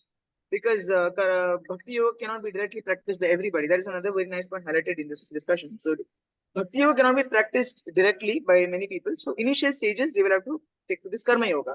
So even though they may be going outside, they may be earning some money, they may be doing their occupational duty, but with their occupational duty, they earn money and they utilize that and they give it to for Krishna conscious purposes. So that is a constitutes karma yoga. So various other activities. Even in the past, there were so many sacrifices performed and the result of those was offered to Vishnu. That is also constitutes as Karma Yoga. So that at the end, so it is a stepping stone for understanding Krishna. So 15 minutes is done. So thank you so much, Prabhus, for actively participating in this. So it is a very nice, fruitful discussion. So Thank you so much, Prabhu. although I think we can, many more devotees can more actively take part in this. We have the regular speakers actually. So many more speakers can take part and can engage more. It can be more lively actually. Yes, That's what I feel personally. Yes, Prabhu. So anyway, let's go to the next event. So the next event is regarding presentation. So Aditya Prabhu will be presenting, and some of you I guess share the screen here. So divine versus demonic governance. So Aditya Prabhu, over to you. When you are free, you can start presenting. When Thank you are you, available, Prabhu. you can start presenting. Thank you, Prabhu. I hope I'm audible, Prabhu. Yes, Prabhu, you're audible. All right, all right. Thank you so much, Prabhu, for giving me this opportunity. Hare Krishna, Prabhu. Please accept my humble obeisance. All glories to Srila Prabhupada. Namo Vishnu Padaya Krishna Prasthaya Bodhale Srimati Bhakti Vedanta Swami. Namaste Saraswati Devi Gauravani Pracharya Nirvishesha Shunyavadi Paschadishta. Jai Shri Krishna Chaitanya Prabhu Nityananda Sri Advaita Gadadhar Srivasadi Gaura Bhakta Vrinda. First of all, thank you so much all the devotees for giving me this opportunity. I have been assigned the topic divine versus demonic governance. Considering my interest in politics, also Sai Karthik Prabhu handpicked this topic for me. I'd like to give a special note of gratitude to Sai Karthik Prabhu. So the idea of this presentation is to emphasize on the role of Varnashrama Dharma and the re-establishment of the farm communities, that which is Divine Grace A.C. Bhaktivedanta Swami Prabhupada wanted from a very long time. Now, Prabhu, can you please scroll down? Yeah, so need for Varnashrama Dharma and farm communities. A little bit more down, Prabhu. So we can see in this slide that there's three modes of material nature, and as we all know that people act according to the different modes of material nature that they are in. And like his Prahlad Prabhu mentioned last time, one person sees a goat, ignores it. One person slaughters the goat, another person protects the goat.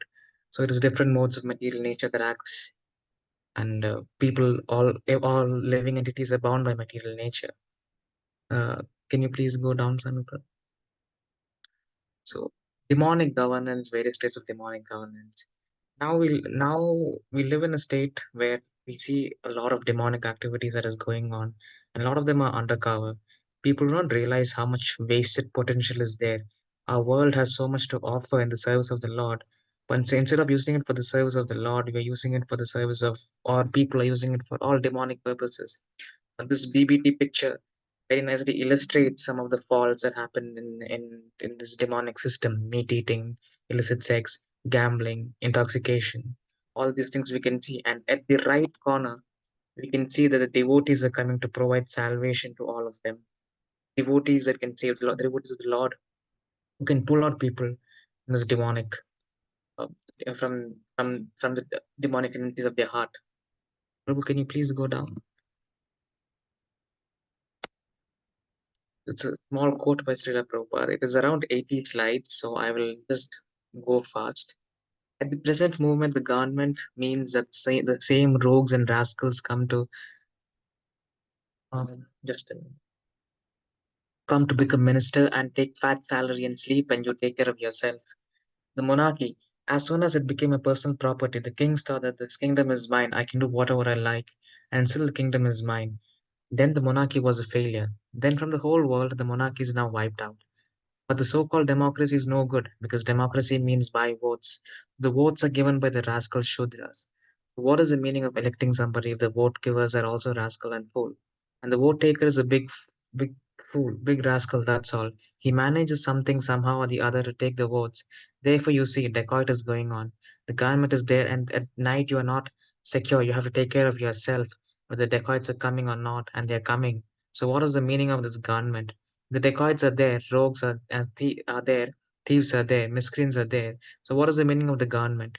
No, at the present moment, the government means that the same rogues and rascals come to become minister and take fat salary and sleep. You take care of yourself. That is going on. People think this is just generally when we read this, we think that it's just about some corruption in the government, but it's a lot deeper than that. If we analyze it, we see that in at least 1 year, millions of kids are trafficked. There's sex trafficking, organ trafficking, organized mafia, organized criminal activities, and this promotion of large scale sinful activities. No good government or no pious government would allow these things. As a result, due to a lot of frustration, people have created so many different ideologies. Prabhu, could you please go down? So this is a because I personally I study politics as well. This is a gist of some of the popular ideologies. The left one being the socialist leaning and the right one being the capitalist leaning. Fundamentally, look at all these ideologies. All these ideologies are man-made, and it does not satisfy the actual needs of humanity. But the only thing we can understand from this is that there is some element of goodness and the good way of presenting this, but none of these ideologies have ever worked out. A good example that I can give would be during the Tsar era before the USSR, when the Tsars used to rule Russia. There was a lot of faults with the monarchy, and people were very upset with the monarchy. They chose to rebel against the monarchy, and they brought in the communist government. And once the communist government came in, people wish the SARS were back because that is how horrible it went. There was mass killing. People used to be taken to gulags. The religious people were persecuted. Everything was completely destroyed. Generally, these Marxists argue that they are for rational thinking and for more freedom, but they are not. They are do the exact opposite. Anybody who tries to be God conscious, immediately they come with a gun and shoot them. If they're not able to kill them, they politically malign that person. They give a bad image to that person. One really good example that we all know is when Srila Prabhupada was trying to preach in USSR, there were a lot of problems faced with the devotees who were trying to preach in USSR. We could see that the USSR government worked heavily against the interests of the devotees. And at the same time, when you look at capitalism also, it is nothing more just greedy people getting more money and keeping another class of people on a lower level. So people see that both these sides, there is no solution. So people keep going from one side to another, but still it just leads to more and more chaos, not more and more answers or clarity, because we are blind on our own. We need the scriptures, we need the spiritual master to guide us, we need Brahmins to guide the society, or we are blind on our own. Prabhu, could you please go down? This is another set of flawed ideologies. People think equality, secularism, and religious dogma, these things help, these things don't. The religious dogma is what has caused majority of the problems in this world. And as the problem, the solution is even worse than that. That is secularism. They believe that through secularism, through secular values, they can have peace. That is not the case. We see that the depression levels, suicide rates, all these things have skyrocketed. People say that in the name of liberalism, so much of sinful activities happen: LGBT, abortion, pride parades, many other things. Particularly when it comes to liberalism, it is not something that should be given. Liberalism is a flawed concept, but it is being promoted on such a massive scale as an alternative to the religious persecution they faced earlier. But this leads to more and more problems. Prabhu, could you please go down? Yeah, so history has shown us that there have been many man-made ideologies that have been created and tested for a period of time, which all the time even results in utter failure. The reason for this failure is in ourselves, because we ourselves, we are conditioned souls. We cannot think completely. We cannot think perfectly. We are very flawed. We do not even realize our own flaws. We think we're the smartest, but we're the most flawed. And as a result of this flawed thinking of ours, we have given birth to so many ideologies that has not changed anything. It's just taken us to more and more darkness. I'll go to the next phase, Prabhu. Could you please go down, Prabhu? Yeah. So the one another Srila Prabhupada quote also that I'd like to quote. This is a symptom of conditioned soul. It is very prominent now in this age. Conditioned soul means these four defects: to commit mistake, to become illusion, to cheat others, and imperfectness of the senses. So I'm going to skip the conversation. I'm just going to read the translation. So it's very clearly mentioned that how we are prone to commit mistakes, to become illusion, to cheat others, and imperfectness of the senses. We can, if we forget looking at all the stars in the sky, we cannot look at maybe 10 miles ahead of us. We cannot do that. We are prone to make mistakes. We are prone to misunderstanding. We are prone to become illusioned.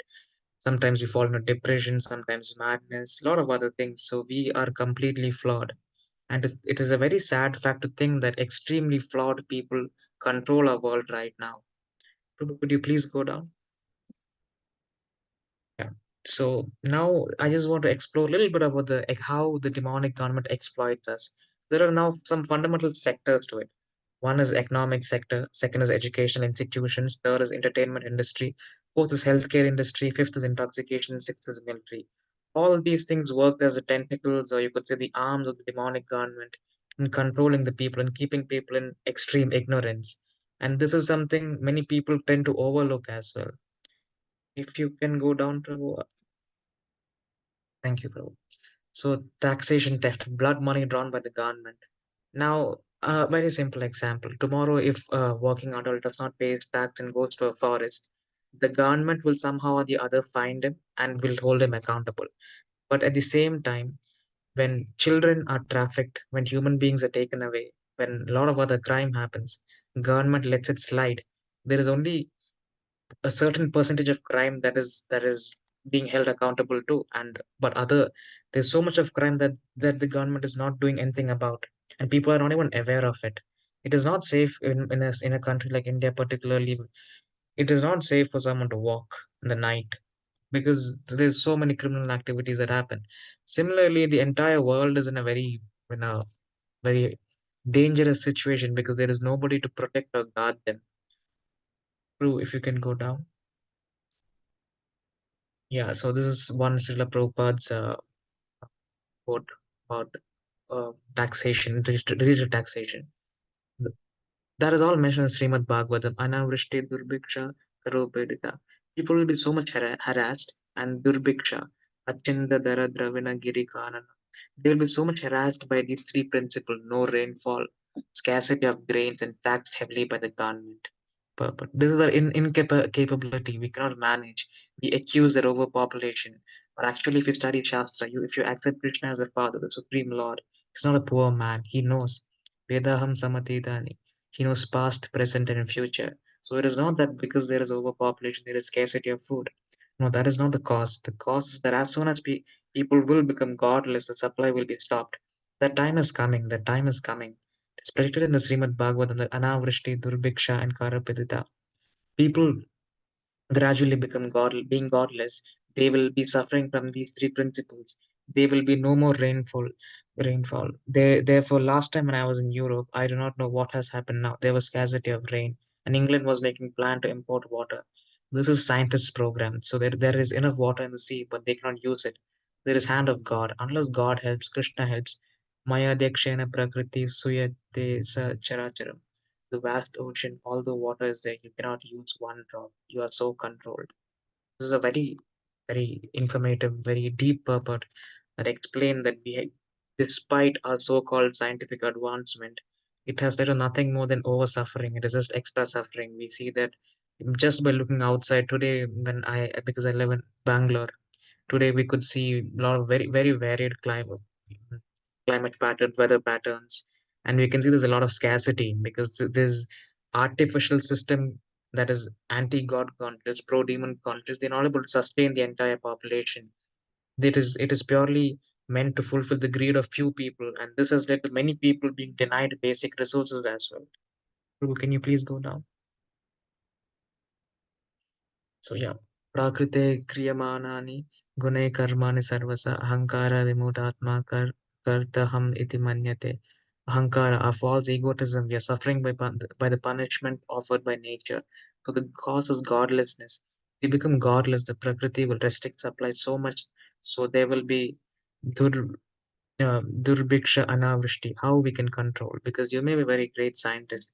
You may deny the existence of God, but when there is anavrishti, you're looking upon the sky, when there will be cloud, when there will be rain. We ourselves can practically see that when we are suffering, we look to God. We are in a very helpless situation. And that is what is happening now gradually. Prabhu, could you please go down? Then, and taking this plea, our government will tax for relief fund. That is all mentioned in Srimad Bhagavatam. Anavrishti Durbhiksha Karo Pidita. People will be so much harassed and Durbiksha, Achinda, Dara, Dravina, Giri, Kananam. They will be so much harassed by these three principles: no rainfall, scarcity of grain, and taxed heavily by the government. So, yes, Prabhu, can you please go down? Right, it's the same thing. Presently, human civilization is based on sense gratification, and consequently, more and more people are becoming addicted to different types of things. No one respects Brahminical culture. Demonic civilization is attached to Ugra Karma, horrible activities, and big industries are created to satisfy unfathomable lusty desires. Consequently, the people are greatly harassed by by governmental taxation. We can again, once again, we can see that if we look at how our entire society is structured, it is to allow every single person to indulge in whatever sense gratification they want. And people think that this is okay, but this is not. They This is a godless system. They believe in this principle of do what thou wilt, whatever you like, you can do. This is a flawed philosophy, and this flawed philosophy has shown its results, where there is so much of suffering. Industries are built to satisfy the lust of few, but practically people are suffering due to industries in so many ways. And as a solution, what they offer to the suffering due to caused by industries is even worse than that. It's the same pattern again and again. But people never take to God; they take to 100 different other things. Prabhu, can you please go down? Yeah, little bit up, Prabhu. I think you missed uh or I think is it down? You please go down, Prabhu. Yeah, yeah. Thank you. So this banking system, many of us we know how faulty the banking system is. And in fact, Srila Prabhupada many a times spoke against it, and this was a very controversial thing during that time. The banking system is fundamentally based on the principle that money can be printed out of thin air, and it is backed by the army. It is backed by the army. It is also another fact about the banking system is that it is purely based on belief. People think that the banking system is better than the barter system, but actually it is a barter system that was much better, much more logical as well, if you think about it in a very rational, logical level. But this banking system empowers evil people to do evil things. The banking system limits the control to very few people, at the same time taking away everyone's rights and also putting the entire population who engages with the system into slavery. We take a loan for education, then we get a job, we try to pay back our loans, and at the same time we try to get a house, and the entire aspirations that people have, they try to fulfill using the banking system. But actually the banking system has trapped you, and a lot of people don't even realize that. Prabhu, could you please go down? Yeah, so it's a very cleverly orchestrated lie. It's a perverted monetary system and has been running for the past few centuries. It is a system that encourages hyper materialism and is seen as a magic machine, but it's nothing more than a carefully elaborated fraud backed by the industry and military industry and the gold. Yes, Prabhu, can you please go down? Yeah, this problem of artificial inflation. Land that was 1,000 years back in the past is now maybe 1 crore or something, maybe 1 lakh, 10 lakh. But the what do you say? The need for money or the it has increased. But what has actually happened is that because this inflation is artificially created, it's a propped up thing to keep people working. Because if this inflation is not there, people will not be working so hard. But due to inflation, people give their money to the banks, they invest, they so-called prepare for the future, but it is nothing more than a false belief. And this inflation has also led so many people to poverty. But there's a certain percentage of inflation increases, around millions of people fall into poverty.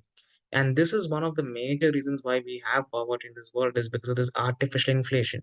Now, why is this there? This is there just so that some people can benefit out of the system, and the masses suffers for the some people to benefit. Their principle here that is in place here is that 2% of the population controls the wealth, 98% of the wealth. Prabhu, could you please go now? Yeah, this is a very nice conversation of Srila Prabhupada. Devotee, there was one question I had, Srila Prabhupada. You have written in the third volume of the first canto, different instructions for the age of Kali, how there will be compulsory marriage and so on and so on. And you mentioned about the gold standard, that this is very bad, this artificial standard of monetary exchange. Prabhupada, oh yes, it is very bad. In the future, this is something that we should try to correct. And Prabhupada, you should introduce coin, real money, devotees, real gold coins, no paper. Prabhupada, anyone has got money, it is fact. And what is this nonsense keeping some paper and thinking that he has got money? How cheating it is going on from government side, and therefore artificial inflation. You can print so the price is increased, but you haven't got to pay him real money. You print and you pay him, and he will ask, "Give me this money, then I'll supply." All right, take. You print and pay.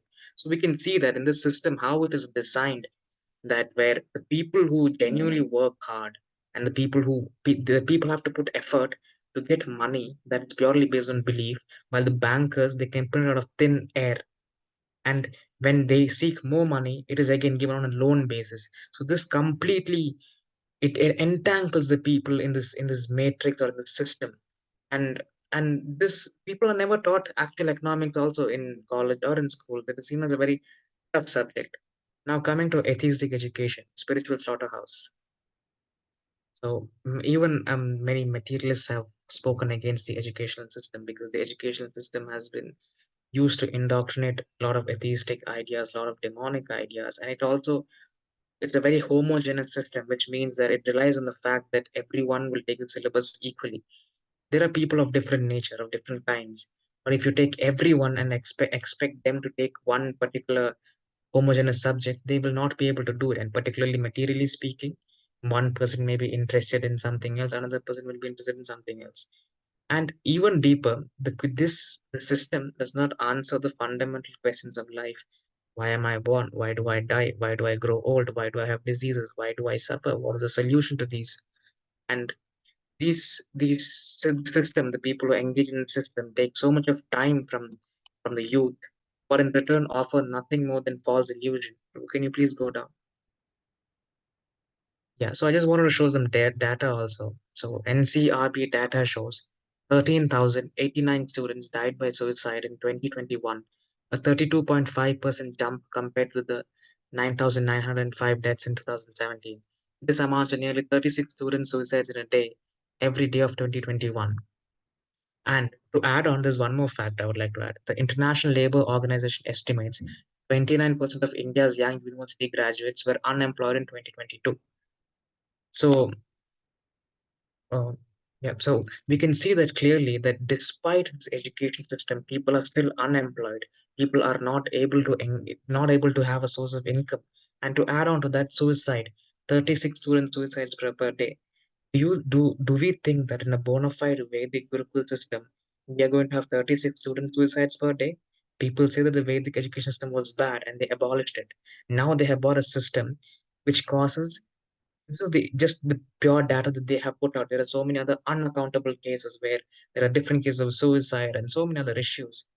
And people think that this education system has answers. They are not giving answers, they're giving more problems. There's a slaughterhouse of the mind. Could you please go down? So this is a small purport by Srila Prabhupada. Modern education has artificially devised a puffed up concept of womanly life, and therefore marriage is practically an imagination in human society. This is in regards to feminism and such ideologies that are pushed in college and schools, where you're taught man and woman have the same role, man and woman are equal, women have been oppressed, now women have to rise up. They create a concept of victim mentality, and this victim consciousness leads them to further act against men and increases animosity amongst people, thus leading to more ignorance. Unfortunately, human beings, although they have the bodies of men, are becoming less than animals in their behavior. This is the fault of modern education. Modern educators do not know the aim of human life. They are only concerned with how to develop the economic condition of their countries or of human society. And even when it comes to economics, they have done a very bad job with that. Coming to the part where the most important part, we are not the body, we are the soul, and we have a spiritual identity, a spiritual relationship with our Creator, with the Supreme Personality of Godhead. These things are not taught. Instead, people are given no answers, and this again leads to people going insane. The more the suffering, more the insanity increases throughout society, and this can only be stopped by by introducing Krishna consciousness on a large scale. Prabhu, could you please go down? So-called modern educators claim that the purpose of education is to solve the problems of life, but in actuality, they are teaching their students how to increase in gratification more and more, thereby creating more and more paths of degradation. Now, I am sure a lot of people can relate to me, a lot of devotees can relate to me when I say that in our modern curriculum, we have normalized so many sinful activities from abortion, from LGBT, from a lot of other things where people believe that abortion is a right of a woman. But this is just more degradation. By aborting, you're not going to solve the problem. You're just going to add on to the problems. Indeed, it seems that more educated one becomes the less he believes in God, in God's law, the next life, and in sinful and pious activities. Thus, modern education is simply preparing men to become animals. If there is no education to teach a human being what he is, and whether or not he is the body, he remains no better than an ass. We can see that nihilistic values are promoted on a large scale throughout our education through all means possible. Nihilistic values of there is no good or bad, and there is no concept of sin or piety, and there is nothing called as God. That is what they say. But they just bash and say that very proudly. But when death comes, they are helpless. You please go down, Prabhu. Yeah, so modern education is so nasty that they encourage prayers, especially in the not in this country, everywhere, that boys and girls are not checked, rather encouraged in the matter of immature sex life. Prayers. They want it. All right, do it. Take tablets and enjoy. This is dangerous. For this reason, the generation are becoming degraded because they are not aiming at the shreyas. They're simply aiming at the prayers, immediate pleasing thing. They do not know that immature sex life spoils the brains, spoils the strength, everything is spoiled. So we can see that how much we suffer through this immediate sense gratification. But our entire civilization runs on immediate sense gratification. From our phone to our ideologies, all these are dependent on the fact that they give immediate sense gratification. Prabhu, can you please go down? So yeah, education is a necessity, but exploiting the need of people to indoctrinate people of with false ideas such as theory of evolution, secularism, and demon conscious philosophies and ideals which bind people more in suffering. In the name of bettering and advancing so-called society, the modern education system aims to castrate people so that they can be misused for the satisfaction of others. This has led to mass illusionment and bondage of people. Without getting the right knowledge and training, people struggle so much in their life that people are led astray from the righteous path. People do all kinds of sinful activities and being maddened by suffering. After losing hope, people commit suicide. And suicide is not just limited to actually killing oneself. There's a spiritual aspect to it also, where if we do not engage in the service of the Lord, we are committing suicide. That is what a human life is for. Yes, Prabhu. Could you please go down, Prabhu? By the modern education, we have become so dull-headed. We cannot understand the simple truth that we have to change this body. Yes, none of us are prepared. None of the people in the modern education system are prepared. Accept this fact that one day we will have to leave the body. Rather, they live in the illusion that they are all immortal. So modern education, there is no real knowledge. Real knowledge begins in the Bhagavad Gita. Prabhu, could you please go down? Yeah, the hypnotizing illusion of the entertainment industry. I have used this picture of the Pied Piper leading the kids astray because once you hear the notes of the Pied Piper, you lose your senses, you start following him. And it is a very similar way with the entertainment industry as well. Prabhu, could you please go down? Hypersexualization, hardcore violence, nihilistic values, hedonistic pursuit, and promotion of false truths, vices, and debauchery in its finest form on a deep psychological level. The entertainment industry is not new to any such practices. Mind begs the question, why is there so much money in the entertainment industry? A very famous quote explains, which goes as follows: give the people bread and circuses, and they will never revolt. The entertainment industry is a broad sector which consists of a lot of things and not limited to movies. It is designed to trigger and soften our brains and make us docile. People think they are in control of the black screen box in front of them, but actually that is designed to control us and bombard us with extreme stimulation. We can see that there are different kinds of entertainment, from sports, movies, a lot of other things. But what we see that is common in all of these things is that it distracts our mind from looking into ourselves, and it puts in nefarious ideas. Because, and on one example that I can give is, it is designed in such a way where in Tamil movies there is a certain psyche or certain consciousness that people have that is there, and they target this the emotion that the people feel to indoctrinate toxic or to indoctrinate demonic ideas. Similarly, same pattern in Hollywood, where they cater to a different audience, but they push the same idea of violence, hypersexuality, nihilistic values, hedonistic pursuit, and promotion of falsehood. The same sequence, but it caters to a different audience, so the maybe the theme changes. Yes, Prabhu, could you please go down? So this is I just wanted to give a visual representation where one side we can see Indian fans, I mean Pakistani fans watching the Indian cricket match. On the right side we can see the Roman citizens watching the circus. The funny story about the Roman citizens watching the circus is that while their empire was committing all sorts of crime and was about to fall down, people were blind to all this thing. And to ensure that the people are blind is why these circuses and these entertainment and bread were provided to people. And the same thing we can see on our left side. It's history is being repeated. Yes, Prabhu. Could you please go down, Prabhu? Once again, how people are addicted to their phones and how we are stuck up with that. Could you please go down, Prabhu? The materialistic persons, they are simply busy for satisfying the senses. Go to the hotel, satisfy the tongue, go to the cinema, hear the cinema song, see nice girls, and so on, so on. But these devotees are not interested at all. The cinema is here, a few steps away, but you will never see a student or disciple of Krishna consciousness go to that nonsense place.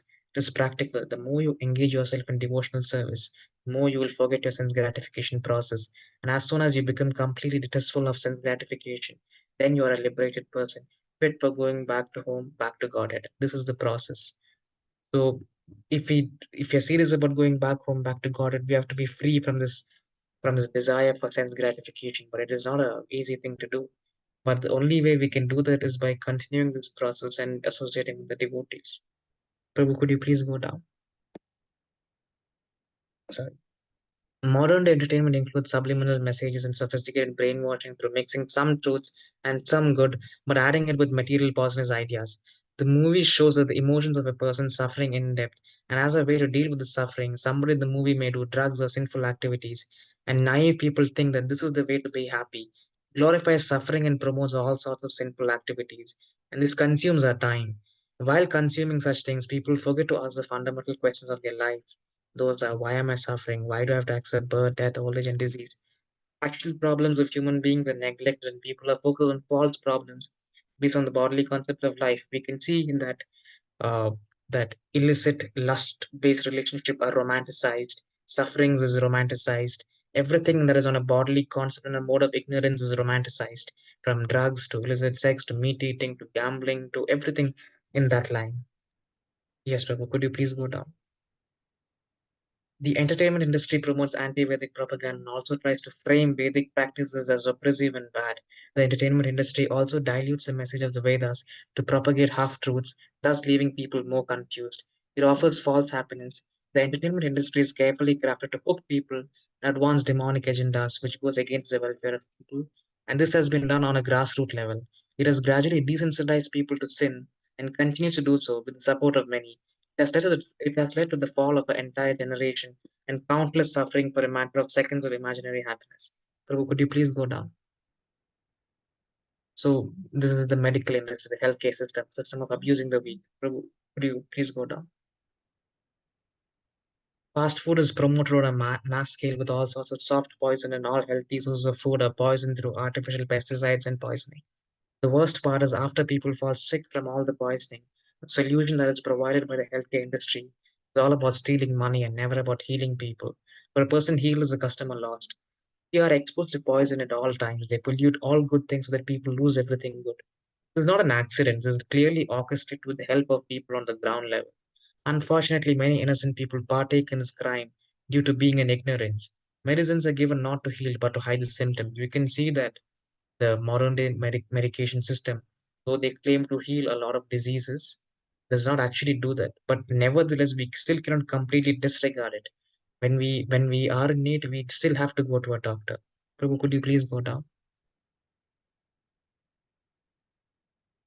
So this is a conversation of Srila Prabhupada, February 17, 1971, Gorakhpur, India. Prabhupada, my Guru Maharaj was in his last days. These rascal doctors injected this Kunja Bihari Tirtha Maharaj brought so many big doctors and he protested, why are you giving me injection? He protested. He personally said, why are you giving me injection? And if you bring a doctor, rascals will not stop. Oh, that is our treatment. We must try our best. They'll plead like that. They give more trouble to the patient. That is our business. Inventing new medicines means inventing new means of giving trouble. That's all. As soon as you ask them whether by injection the life is guaranteed, they will say no. There is no guarantee. Let us try to make experiment. Yes, in hospital, as soon as you get whatever nonsense knowledge they have got, they make experiment at the risk of others' life. And this is a very true fact. We can see that we are seen like an experiment to the medical industry. Prabhu, could you please go down? Yeah, this is something His Grace Nimai Prabhu also made a video on. Prabhupada speaks about the vaccines. These rascals give trouble to the people, especially in India. They're not after the vaccine. They will catch people and force them. Just see, this is going on. Boys and others are avoiding. They are going this way, that way. Sometimes they fall, they do not know, and capture and force. These rascals are creating havoc, only to kick them on their face with shoes, that's all. So-called scientists and biologists, and they do not know anything. We can see that how much of propaganda was created during the COVID era just to get people to take the vaccines. If it was something good, it would have been heavily monetized, or if it was something good, it would not even be accessible to us. But this was promoted on such a massive level, celebrities, politicians, everyone coming together to promote the vaccines. And those who denied were called as vaccine deniers and dumb, and they were shamed and shunned. But now the truth is slowly coming out. The vaccine companies themselves are admitting that there is harm done by the vaccines. We can see so many immature, premature deaths caused by the vaccine, so much of health issues caused by the vaccine. Yes, Prabhu, could you please go down? Intoxication. Prabhu, could you please go down? So, yeah, Srila Prabhupada's Srimad Bhagavatam 4.227.11 purport. According to the Vedic civilization, the animal eaters are recommended to sacrifice a goat, the temple of Kali, under certain restrictive rules and regulations and eat the flesh. Similarly, they're recommended to drink wine by worshipping the goddess Chandika. The purpose is restriction. People have given up all this restriction. Now they're regularly opening wine distilleries and slaughterhouses and indulging in drinking alcohol and eating flesh. Vaishnava Acharya like Narada Muni knows very well that persons engaged in such animal killing in the name of religion are certainly becoming involved in the cycle of birth and death, forgetting the real aim of life to go home, back to Godhead. We can see that now not just is it common, it is being promoted on a massive level. We can see that animal killing is on such a industrial level. So many animals are killed and people are so fond of eating flesh. And similarly, alcohol and other intoxications are promoted from a grassroots level. Kids pretend to smoke, and this idea of smoking, all these things are seen as very cool. It is promoted in such a way. It is very psychologically designed to get people to do see these sinful activities. And once we do these sinful activities, we lose our brain, we spiritually decay, we go through a lot of suffering. And in such a situation, we cannot go back home, back to Godhead. We need a cool brain to advance further. But that is not what happened. Alcohol has destroyed so many people's life, and it is a very addictive substance. All intoxications are very addictive. That is why Srila Prabhupada has clearly told all his disciples to stay away from intoxication, because that harms us on many subtle levels. Prabhu, could you please go down? So I just read this one. What is the use of smoking and drinking tea and coffee? People are already intoxicated by material enjoyment, and if they indulge in further intoxication, what chance is there for self-realization? Similarly, one should not partake in gambling and unnecessarily agitate the mind. The real purpose of human life is to attain the spiritual platform and return to Godhead. That is the summum bonum of spiritual realization. So the more drugs and the more intoxication that we do, the more clouded and the more in the mode of ignorance that we are. So our spiritual advancement becomes slower, and there's more suffering in the mode of ignorance. Even materially, these things cause so many diseases. What to speak spiritually? Prabhu, could you please go down? Yeah, intoxication makes the brain weak and causes all kinds of illusion and mental issues. This is promoted on a massive level to keep people dumbed down, as it is easier to control such a population. Committing one sinful activity makes it easier to commit other sinful activity. So could you please go down? So dogmatic religion and half-baked truths. We can again, the left side we can see how there were many false preachers who preached doctrines that led to people losing faith in God. The right side we see the same thing where there are a bunch of so-called religious people who do nothing more than push dogma, and they also steal money from their followers. Nothing more than that. They just take people away from God, not to God. Could you please go down? Yeah.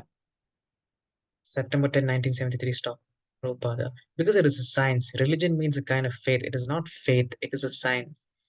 Science must be based on logic and philosophy. Science means that, and religion means sometimes sentiments. So, religion without philosophy is sentiment, and philosophy without religion is mental speculation.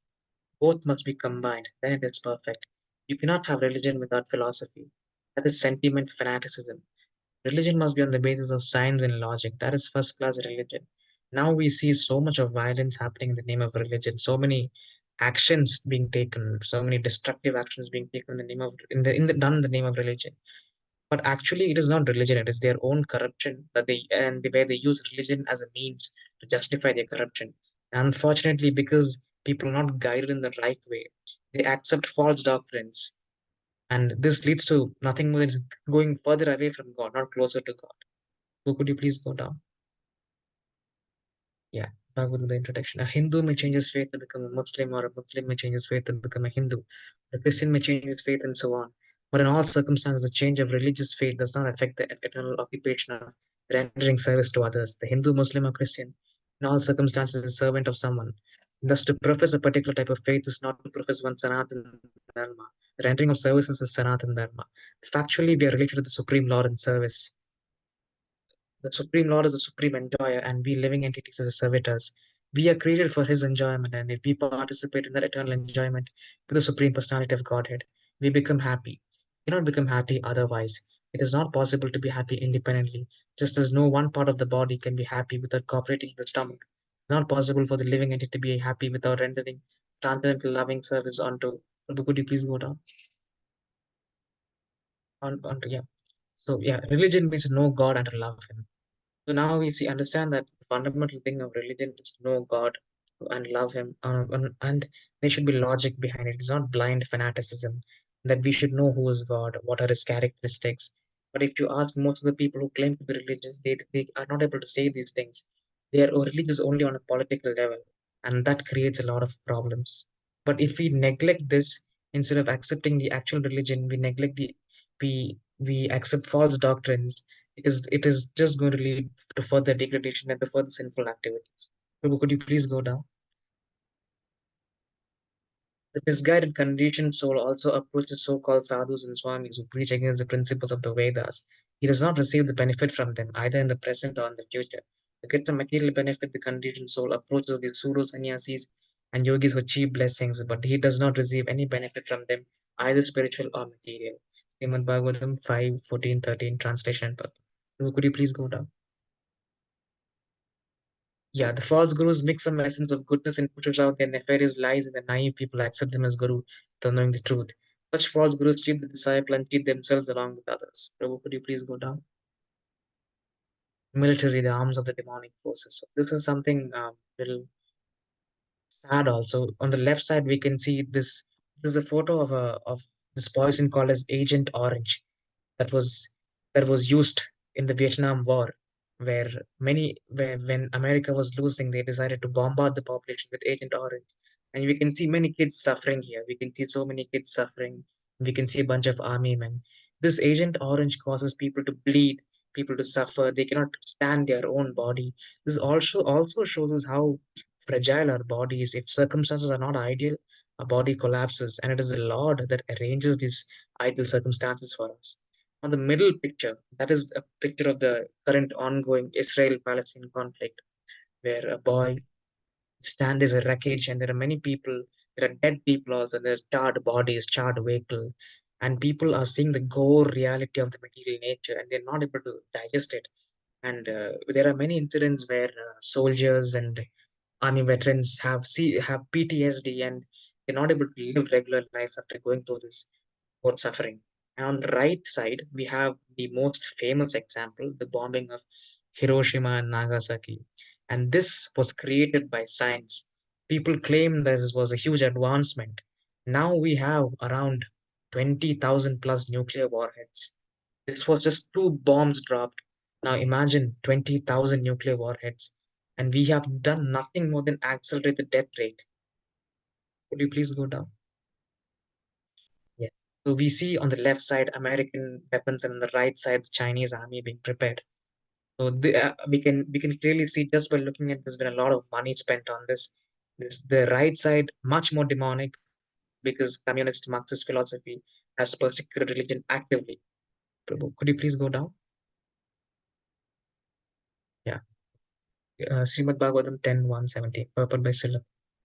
The world is overburdened by unnecessary military arrangements, and when various demonic kings are the executive heads of the state, this burden causes the appearance of the Supreme Personality of Godhead, as the Lord says in the Bhagavad Gita. Yata yata hi dharmasya glanirбhavati bharata, yuttanam adharmasya tadatmanam srijamyaha aham. Whenever and wherever there is a decline in religious practice, O descendant of Bharata, the predominant rites of irreligion, at that time I appear myself. When the residents of this earth become atheistic and godless, they descend to the status of animal like dogs and hogs. Thus, their only business is to bark among themselves. This is dharmasya glani, deviation from the goal of life. Human life is meant for attaining the highest perfection of Krishna consciousness. But when people are godless and the presidents or kings are unnecessarily puffed up with military power, their business is to fight and increase the military strength of the different states, which we can clearly see with the examples. Prabhu, could you please go down? Yeah. So this is another statistic that I wanted to give. So global military spending reached 2,443 billion US dollars in 2023, marking a significant 6.8 increase, 8% increase from the previous year and a more significant year on the rise since 2009. This data is according to Stockholm International Peace Research Institute. To put it in pure numbers, it is 2,443,500,000,000 in numbers. The number that I have put out also, so that people can so that it can be understood better. So with this amount of money, so many different things can be done. But this has been spent on purely on the military industry. With 1/4 of this money, if this was invested in Krishna consciousness, it would have changed the face of the world. But the world leaders do not want to take up Krishna consciousness. They want to just enjoy the material world that is out, that is created by the Lord. They want to steal it from the Lord. The various states of the world are preoccupied with arranging for military strength. Sometimes they spend 65% of the government's revenue for this purpose. But why should people's hard-earned money be spent in this way? So the present world situation, Krishna has descended in the form of Krishna consciousness movement. This is quite natural, for without the Krishna consciousness movement, the world cannot be peaceful and happy. Srimad Bhagavatam 10:1-17. So we can see that Srila Prabhupada's purports are, if we read scriptures and we look outside the world, we can see what is happening. 1,443 billion is not a small amount. It is a huge amount. If utilized wisely, it could change the face of the world. And unfortunately, this money is funded by the people. People are the ones paying for their own destruction. It sounds almost suicidal. And still people don't want to take up to Krishna consciousness. And the only solution is Krishna consciousness. Who could you please go down? Srila Prabhupada. This is also suicide. The atom bomb manufacturer is thinking he is successful in his life by building an atom bomb, but he does not know how to save himself from death. Nothing he has done can save him from death.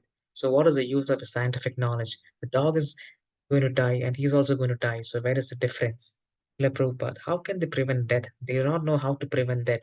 They can accelerate it. That's all. Here are the real problems: Janma, Mrityu, Jara, Vyadi, birth, death, old age, and disease. What scientists can solve these problems? These are the really fearful problems. But where is the chemist or psychologist who can solve them? We can very clearly see there's a very popular movie that was Oppenheimer, one of the chief personalities involved behind the creation of the atomic bomb. But he did not die a good death. He was ashamed and he was harassed by his own creation of the atom bomb. And that is exactly what we see. It is suicide. It is suicide. That is what the human civilization is doing. They think by rejecting God they can make a completely new society based on new dogmas, but they have just fallen more into ignorance and darkness. Prabhu, could you please go down? Yeah. The rivers will flow profusely to fertilize the land. The oceans will supply sufficient quantities of minerals, pearls, and jewels. The forests will supply sufficient wood, drugs, and vegetables, and the seasonal changes will effectively help produce fruits and flowers in profuse quantity. The artificial way of living, depending on factories and tools, can render so-called happiness only to a limited number at the cost of millions. Since the energy of the mass of people is engaged in factory production, the natural products are being hampered, and for this the mass is unhappy. Without being educated properly, the mass of people are following in the footsteps of the Western interests by exploiting natural reserves, and therefore there is acute competition between individual and nation. Srimad Bhagavatam 1:10-15. We can again very clearly see how these things are playing out. We we can see that there is a nations fight with nation for property, for water rights. One example that I can give is the the Brahmaputra River. It is partially controlled by China. China plays a huge role in it, and now they are planning to build a dam. That will cause lack of water scarcity in India. So we can see nation fighting amongst nation, individuals fighting amongst individuals, and this is done. This all this greed is to satisfy a limited number of people, but the people who are suffering are in millions. Prabhu, could you please go now? The Prabhupada. Well, total or partial, that we shall see, but the weapons must be used. The leaders want to avoid war. They must understand three items. God is the proprietor of everything, is the enjoyer of all work, and he is the friend of everyone. But the leaders acting just the opposite way, thinking, I am the proprietor, I am the enjoyer, and I am the friend of everyone because I am God.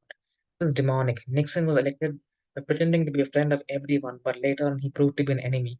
Nobody can be the friend of everyone except Krishna. This is fundamentally because we are all selfish in nature. It is only the Lord that can be accountable for all living entities. We can only look after ourselves. It is a false ego to think that we can be a friend of all. We can also see that the weapons that have been created, there is the weapons have just increased. The creation of weapons have increased, and this is not a sign of the war ending. It is a sign of the war increasing. Chances of probability of war increasing. Prabhu, could you please go down? History of the West, beginning from the time of Greek and the Romans down to the modern atomic war, the continuous chain of sense gratificatory materialism, and the result is that the Westerners were never in peace within the memory of 300 years of historical records. Neither it will be possible for them at any time in the future to live in peace till the message of spiritualism, just suitable to the present age, does not reach their heart. It is from Back to Godhead magazine, 1944, 1960. So we can see that this materialism is what is causing all these wars, the greed of different people, and some people get power, some people don't. It is based on the previous karma. Prabhu, could you please go down? Destruction of farms. So once the industrial revolution started, and once the so-called progressive society was in play, the first thing that was destroyed were the farms. The farms were destroyed very systematically. People were taken out of their farms. They were offered jobs in cities. People left their farms to move to cities, sold their farms. Farms were destroyed. Industries were built, and artificial farms were created. Hybrid GMO products were introduced. In India, also GMO products were introduced. The natural strain of plants got polluted. So much of damage was done, but this damage was systematic. This was done with intentions. This was done to ensure that the farming that people don't pick up to farming, but rather to this industrial materialism. But what we see is that people, after taking up the industrial materialism, they are still not happy. They are still suffering. They are actually suffering even more now. We can see that IT people, they consume copious amounts of drugs. Whereas if it was a farm community, you could have worked for 3 months, and 9 months you could have done for something else, for spiritual growth. But what has happened is that it is the exact opposite. People are occupied every single day, and people have lost their lifespan. They have heart attack, stroke at a very young age. The suffering is so extreme, but people are shy to go to a farm. Prabhu, could you please go now? Although there are immense potencies within the earth for production of grains, fruits, and flowers, this production is checked by the earth itself when it is misused by non devotees who have no spiritual goals. Everything belongs to the Supreme Personality of Godhead, and everything can be used for his satisfaction. Things should not be used for the sense gratification of the living entities. That is the whole plan of material nature according to the directions of this material nature. Prabhu, could you please go down? Srila Prabhupada, wasteful, yes. Therefore, I say they have no brain. They're all rascals, rascal leaders. A little labor in agriculture will be sufficient to produce the family's food stock for the whole year. You work only 3 months and you get sufficient food for your whole family. And the remaining 9 months you chant Hare Krishna. But these rascals will not do that. They will work hard like asses simply for eating. Nunam pramatam kurute vikarma yad indriya pritaya aprinoti. They will not accept an easy life, and this we can see. People are shy to go back to farm, but they will do any hard work in the city. Prabhu, could you please go down? And this, I will come to why I added this. During the Srila Prabhupada's time, Srila Prabhupada used to emphasize heavily on re-establishment of the Devika Varnashrama system and also for farming communities. And this was going on, but after the disappearance of His Divine Grace A.C. Bhaktivedanta Swami Prabhupada, the false Diksha Gurus came and so many of ISKCON's property was lost. The wealth is being misused to such a great extent. The Gurus can travel in fancy planes, but with the farm communities were killed. Many there were incidents of sexual violence and a lot of other sinful activities that happen inside these farm communities, which made it very unpopular also. This again was orchestrated by Western interests to deep to defame ISKCON, to make people avoid ISKCON, to drag the name of ISKCON down. It has been done successfully. What was then a global movement, where even in movies, I was recently watching a video where even in movies the Hare Krishna movement is mentioned. Now it is practically non-existent. It is only there in India where they collect copious amount of money to fund the false guru system. And the only hope and only alternative and is the ISKM. ISKM has been working very tirelessly to re-establish Srila Prabhupada as a Diksha Guru. And also ISKM's all sincere devotees have been working very hard to push this movement in the right direction. Prabhu, could you please go down?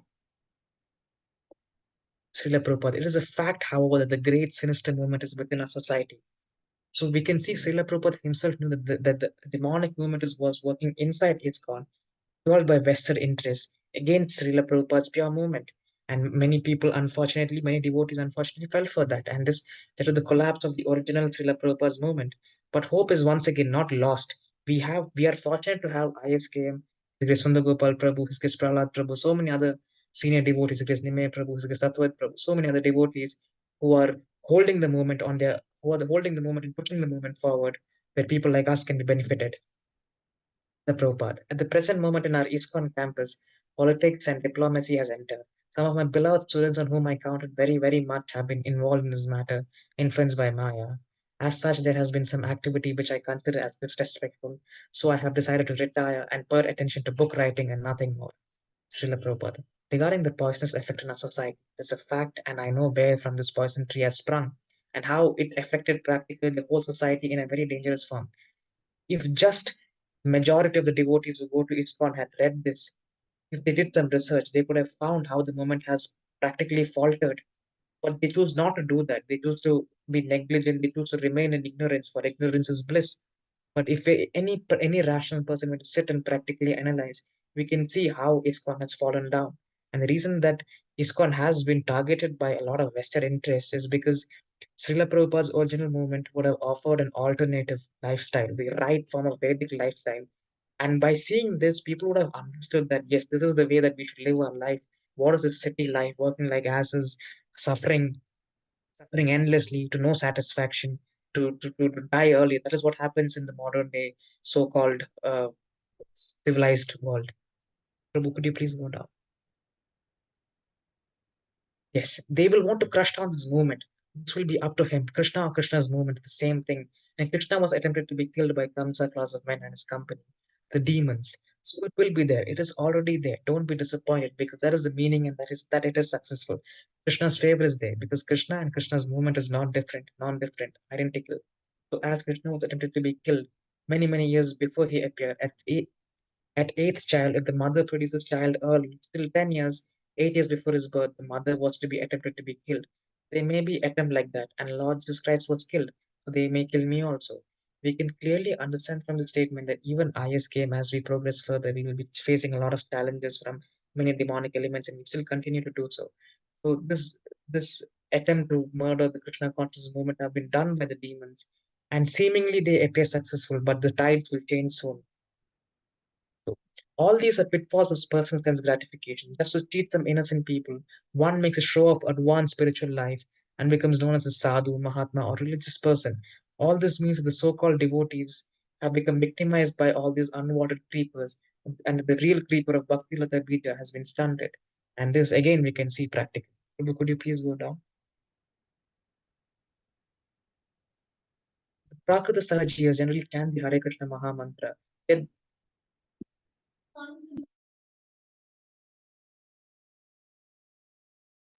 Prakrita Sahajiyas generally chant the Hare Krishna Maha Mantra, yet they are attached to women, money, and intoxication. So such persons may chant the holy name of the Lord, they are not yet properly purified. Such people should be respected within one's mind, but their association should be avoided. Those who are innocent but simply carried away by bad association should be shown favor if they are eager to receive proper instructions from pure devotees. But those neophyte devotees who are actually initiated by the bona fide spiritual master and seriously engaged in carrying out the orders of the spiritual master, be offered respectful obeisances. Prabhu, could you please go down? So divine governance. One example of divine governance is during the time of Lord Sri Ramachandra.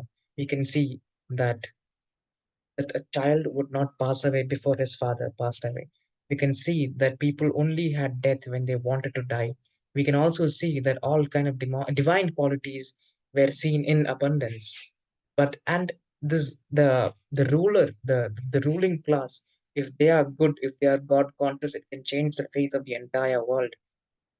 But now that is not the case. Prabhu, could you please go down? If one is sincere about establishing the idol kingdom of Lord Rama, then everything in the world should be engaged in Lord Rama's service. Renunciation through wisdom 1.8. Nowadays, different societies are shooting up like mushrooms. One such society that has made its presence felt claims to have started a movement for establishing the idol kingdom of Lord Ramachandra. The kingdom of Rama it is propagating seems to be without Lord Rama. Lord Rama's biggest competitor was a demon named Ravana, and present-day descendants of Ravana are also busy trying to kill the Lord Rama. So where is the question of wanting to usher in the golden age of Lord Rama? If one is sincere about establishing the idol kingdom of Lord Rama, then everything in the world should be engaged in Lord Rama's service. But the attempt to reduce the position and prestige of Lord Rama is in fact an attempt to establish the tyrannical rule of the Ravana, the demon king. And if such a mistake is committed, then Hanuman, the valiant and invincible servant of Lord Rama, will have to come and rectify the situation by destroying the entire race of demons. In order to avoid this mistake at the outset, you must follow the path of karma yoga taught by Lord Krishna. We can clearly see that many people very fanatically they chant Jai Shri Ram. They say that they're followers of the Lord, but actually they're not the followers of the Lord. They are followers of their own mind. And in the name of Lord Rama, they do a lot of nonsense. This also damages the image of Lord Ram, and this does not help in any establishing any kind of Ramaraja. To have Ramaraja is a very common theme in Indian politics, where the Prime Minister has mentioned Ramaraja many times. But practically, it is not possible unless the entire civilization is engaged in the service of Lord Ram. This is not possible. Prabhu, could you please go down? One second. I'll just read this one small line. Responsible government means that a son cannot die before the presence of his father. As I explained before, these were the traits of Lord Rama's kingdom. Prabhu, could you please go down?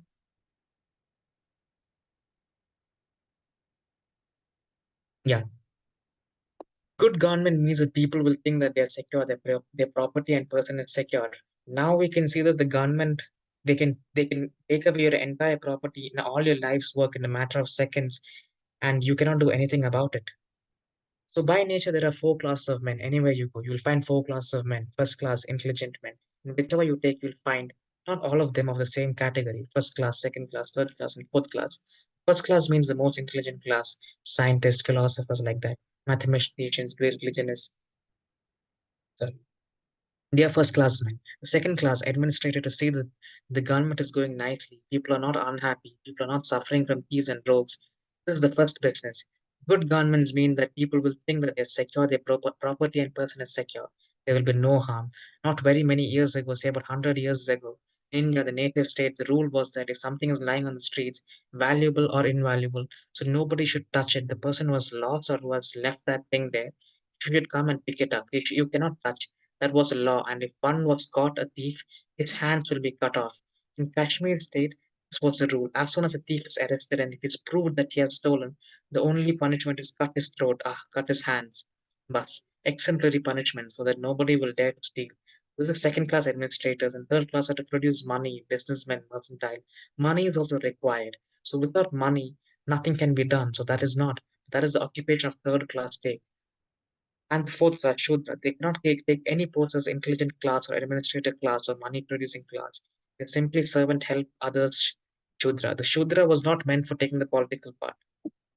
So we can see that how the Varnashrama Dharma is very essential. It was very organized, and this ensured that there was good justice. Now thievery has been legalized.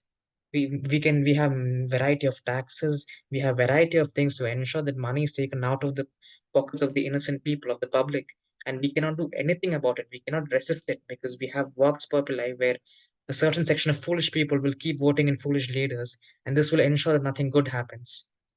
Prabhu, could you please go down?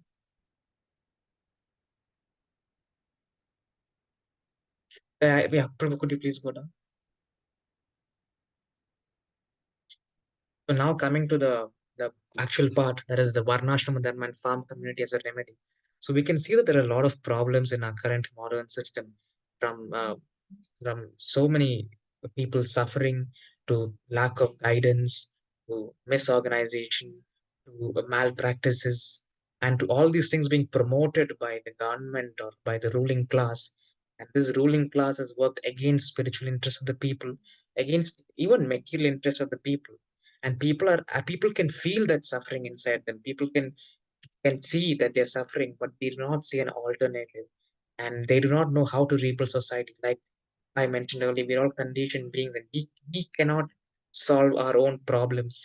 The only thing we can do is surrender to a bona fide spiritual master, the Vedic scriptures. It is the Lord that has created this entire creation. It is not us. So we cannot solve the problems that come, but the Lord can. And the Lord has given us proper guidance. And the Lord keeps sending his personal servants to guide the entire society. But instead of accepting their guidance, people reject their guidance, but the fortunate ones who accept, they are saved. So now in the left picture, we see an example of the farm community where the during Srila Prabhupada's time, the farm community was so successful, it was thriving on its own. The devotees were self-sufficient, they were not reliant on this demon civilization. And on the right side, we see how a society has to be organized. Brahmin class guides the entire society. Kshatriyas protect all the other classes, and the Vaishyas ensure that the surplus amount of money is generated. And the Shudras, they engage in the service of the other three classes. So now what has happened is that there has been so much of propaganda against Varnashram Dharma. I personally have experienced so much propaganda in my college against Varnashram Dharma. They say it's a discriminatory system. Discrimination is something that we do naturally. The problem with the earlier Varnashram system was that it was purely based on birth, but the Lord says it's based on karma, and so we have to see that unless we make we cannot put a mad woman in control of the entire world. So we make a distinction based on quality, and making a distinction based on quality is not wrong. It is essential. We need to make distinction based on quality, and because there's a lack of distinction or the distinction based on quality is what is causing all these problems. So much of resources, so much of potential, so many things in the hands of wrong people. Prabhu, could you please go down? Yeah, Srila Prabhupada himself has always focused on Varnashrama Dharma, re-establishment of Devika Varnashrama Dharma. My next program is to reinstate the Vedic divisions in society as recommended in the Bhagavad Gita. Chaturtasya Varna Kartaram Maya Api Srishta Mam Guna Vidya Karma Akartaram. Without this division, there cannot be any systematic, peaceful running of human activities. There must be a very intelligent class to guide the whole population with Brahmanical qualification. There must be a class of people to give protection to the people time of danger and ordinarily to maintain peace and order, the Kshatriyas. There must be a section to produce food and grain sumptuously, feeding both animals and humans without discrimination. Especially cows must be protected by this class. The meat eater class may not be encouraged, but if they're stubbornly attached, they can eat hogs and dogs or goats or lambs under certain conditions only, but not by maintaining slaughterhouses. Then human society will be very peaceful and everyone engage in employment without producing any idle brains, which only are devil's workshops. If England and America, as well as France and Germany, can understand this philosophy, there will be a great theistic revolution which will counteract the atheistic philosophy of Marxism. So we can see that the atheistic philosophy of Marxism has crept into every single university. Marxism subtly or directly is pushed into every single youth. And I have personal experience with that as well.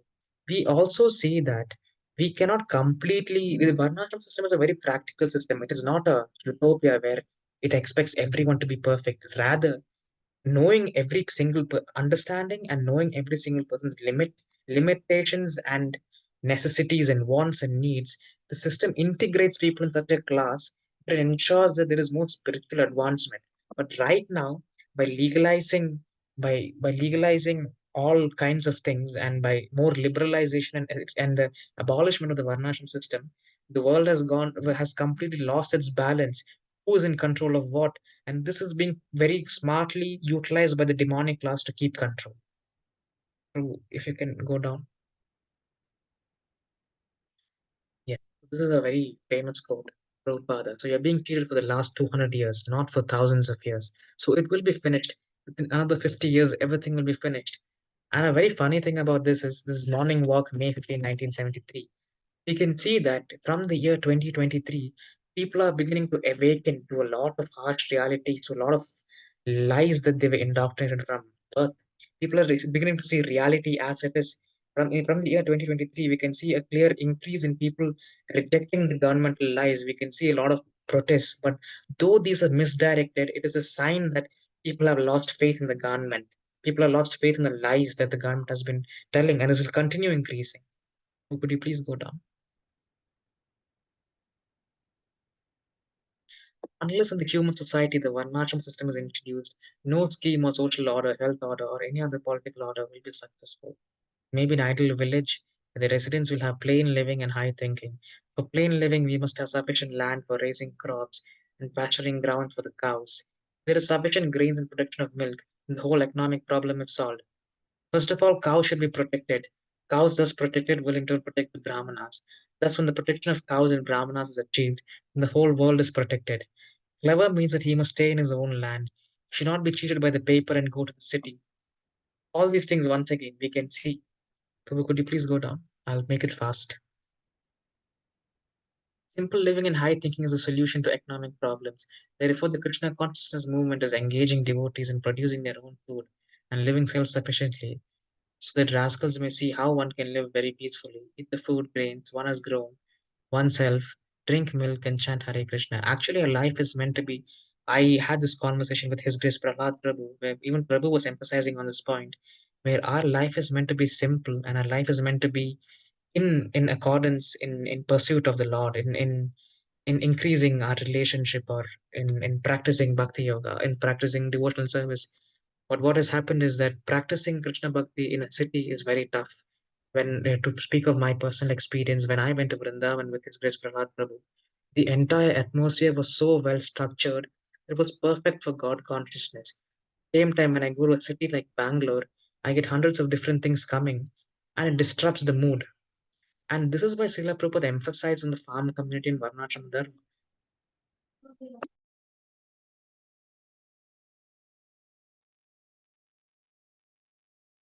So, produce your own food grains not for making money, but just for feeding yourself and the animals. Keep cows as many cows as possible and produce to the ground field and make water supply arrangements. First necessities of life are eating and shelter that you have to provide. That is not difficult, you can do it. Then you become peaceful, no anxiety for your maintenance, and then cultivate the spiritual knowledge in the same way. Don't be dependent on anyone else. Become self independent and don't be after money. Simply produce your bare necessities of life. The funny thing is, people run behind the so called money, which is nothing but a false currency. It is not even actual money. Instead, people are such better alternatives. But unfortunately, this did not, the desire of Srila Prabhupada to establish Varnashrama Dharma and the farm community has not completely fructified yet. And that is the core concept of my entire presentation, is that I pray that all of us are able to engage in Srila Prabhupada's service and to ensure that we are able to re-establish the Varnashrama Dharma system, the Devika Varnashrama Dharma system, and farm communities as decided by His Divine Grace, A.C. Bhaktivedanta Swami Prabhupada. I have taken a lot of your time. Please forgive me. Prabhu's Vancha Kalpibhischa Kripasan Vijay Pattanam Pavanebi Vaishnavi Brahmanam. Thank you so much for giving me this opportunity. Prabhu, if you could please go down. I'll just a little bit more down, Prabhu. Yeah. Yes, Prabhu. Thank you so much, Prabhu. If there are any questions or something that I can answer, I would be honored to.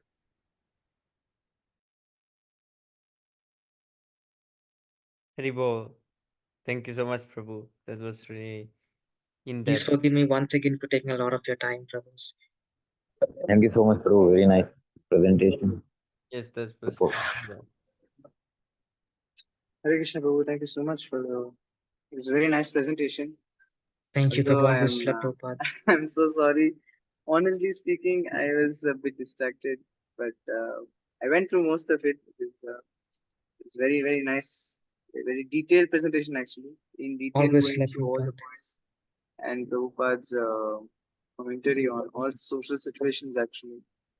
Is it's modern society explained and explained very nicely through Prabhupada Vani and the relevant quotes and everything. So it's very nice. Thank you so much, Prabhu. Thank you so much for giving this opportunity, Prabhu. Always Srila Prabhupada. Yeah, there you go. So the next thing is question and answer, which I don't know. Unfortunately for you, Prabhu is not here, so I will have to do this. So I will try my level best to answer any way I can. So, any questions or anything? I think we can go ahead. I think there was one question previously posted by One question.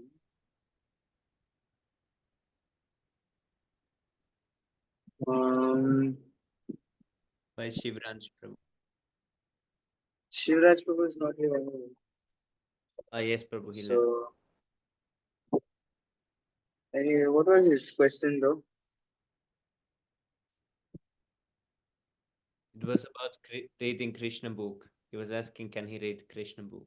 Oh yeah, about the Krishna book thing, right? Yes, Prabhu.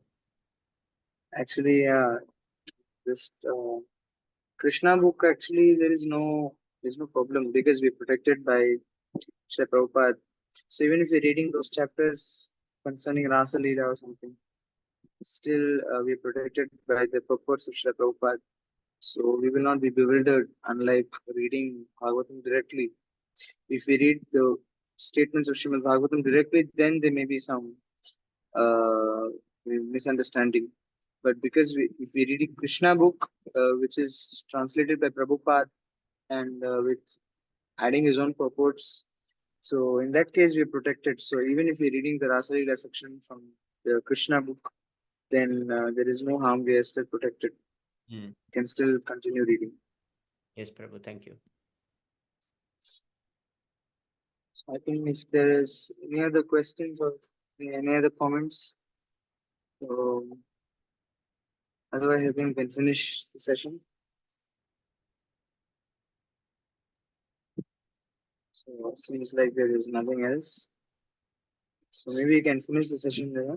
Prabhu is here, but I think Prabhu is still recording. Prabhu is actually there is a something coming up. That is the reason Karthi Prabhu and Prabhu is busy. So once it is released, then you will know what it is about. Yes, Prabhu. Leaving it in suspense for you. So yes. So all right then. Thank you so much, Prabhu, for your kind association. Thank you Thank you so much, Very Prabhu, nice for your session. kindness. Thank you very much, Prabhu, for the association. Thank you so much. Thank Prabhu. you very much Thank you. for your Kindly forgive precious me for any association. offense. Please It was forgive very us. nice. Didi Vanchakalpatra Sindhu Patitanam Pavanebhyo Namo Namaha. Thank you so much, Prabhu. Hare Krishna. Thank Hare you so much, Krishna. Prabhu. Jai Thank you Hare so much, Krishna, Prabhu. Hare Bhagavad Krishna, Pranam, Jai Jai Shri Srila Prabhupada. Prabhupada.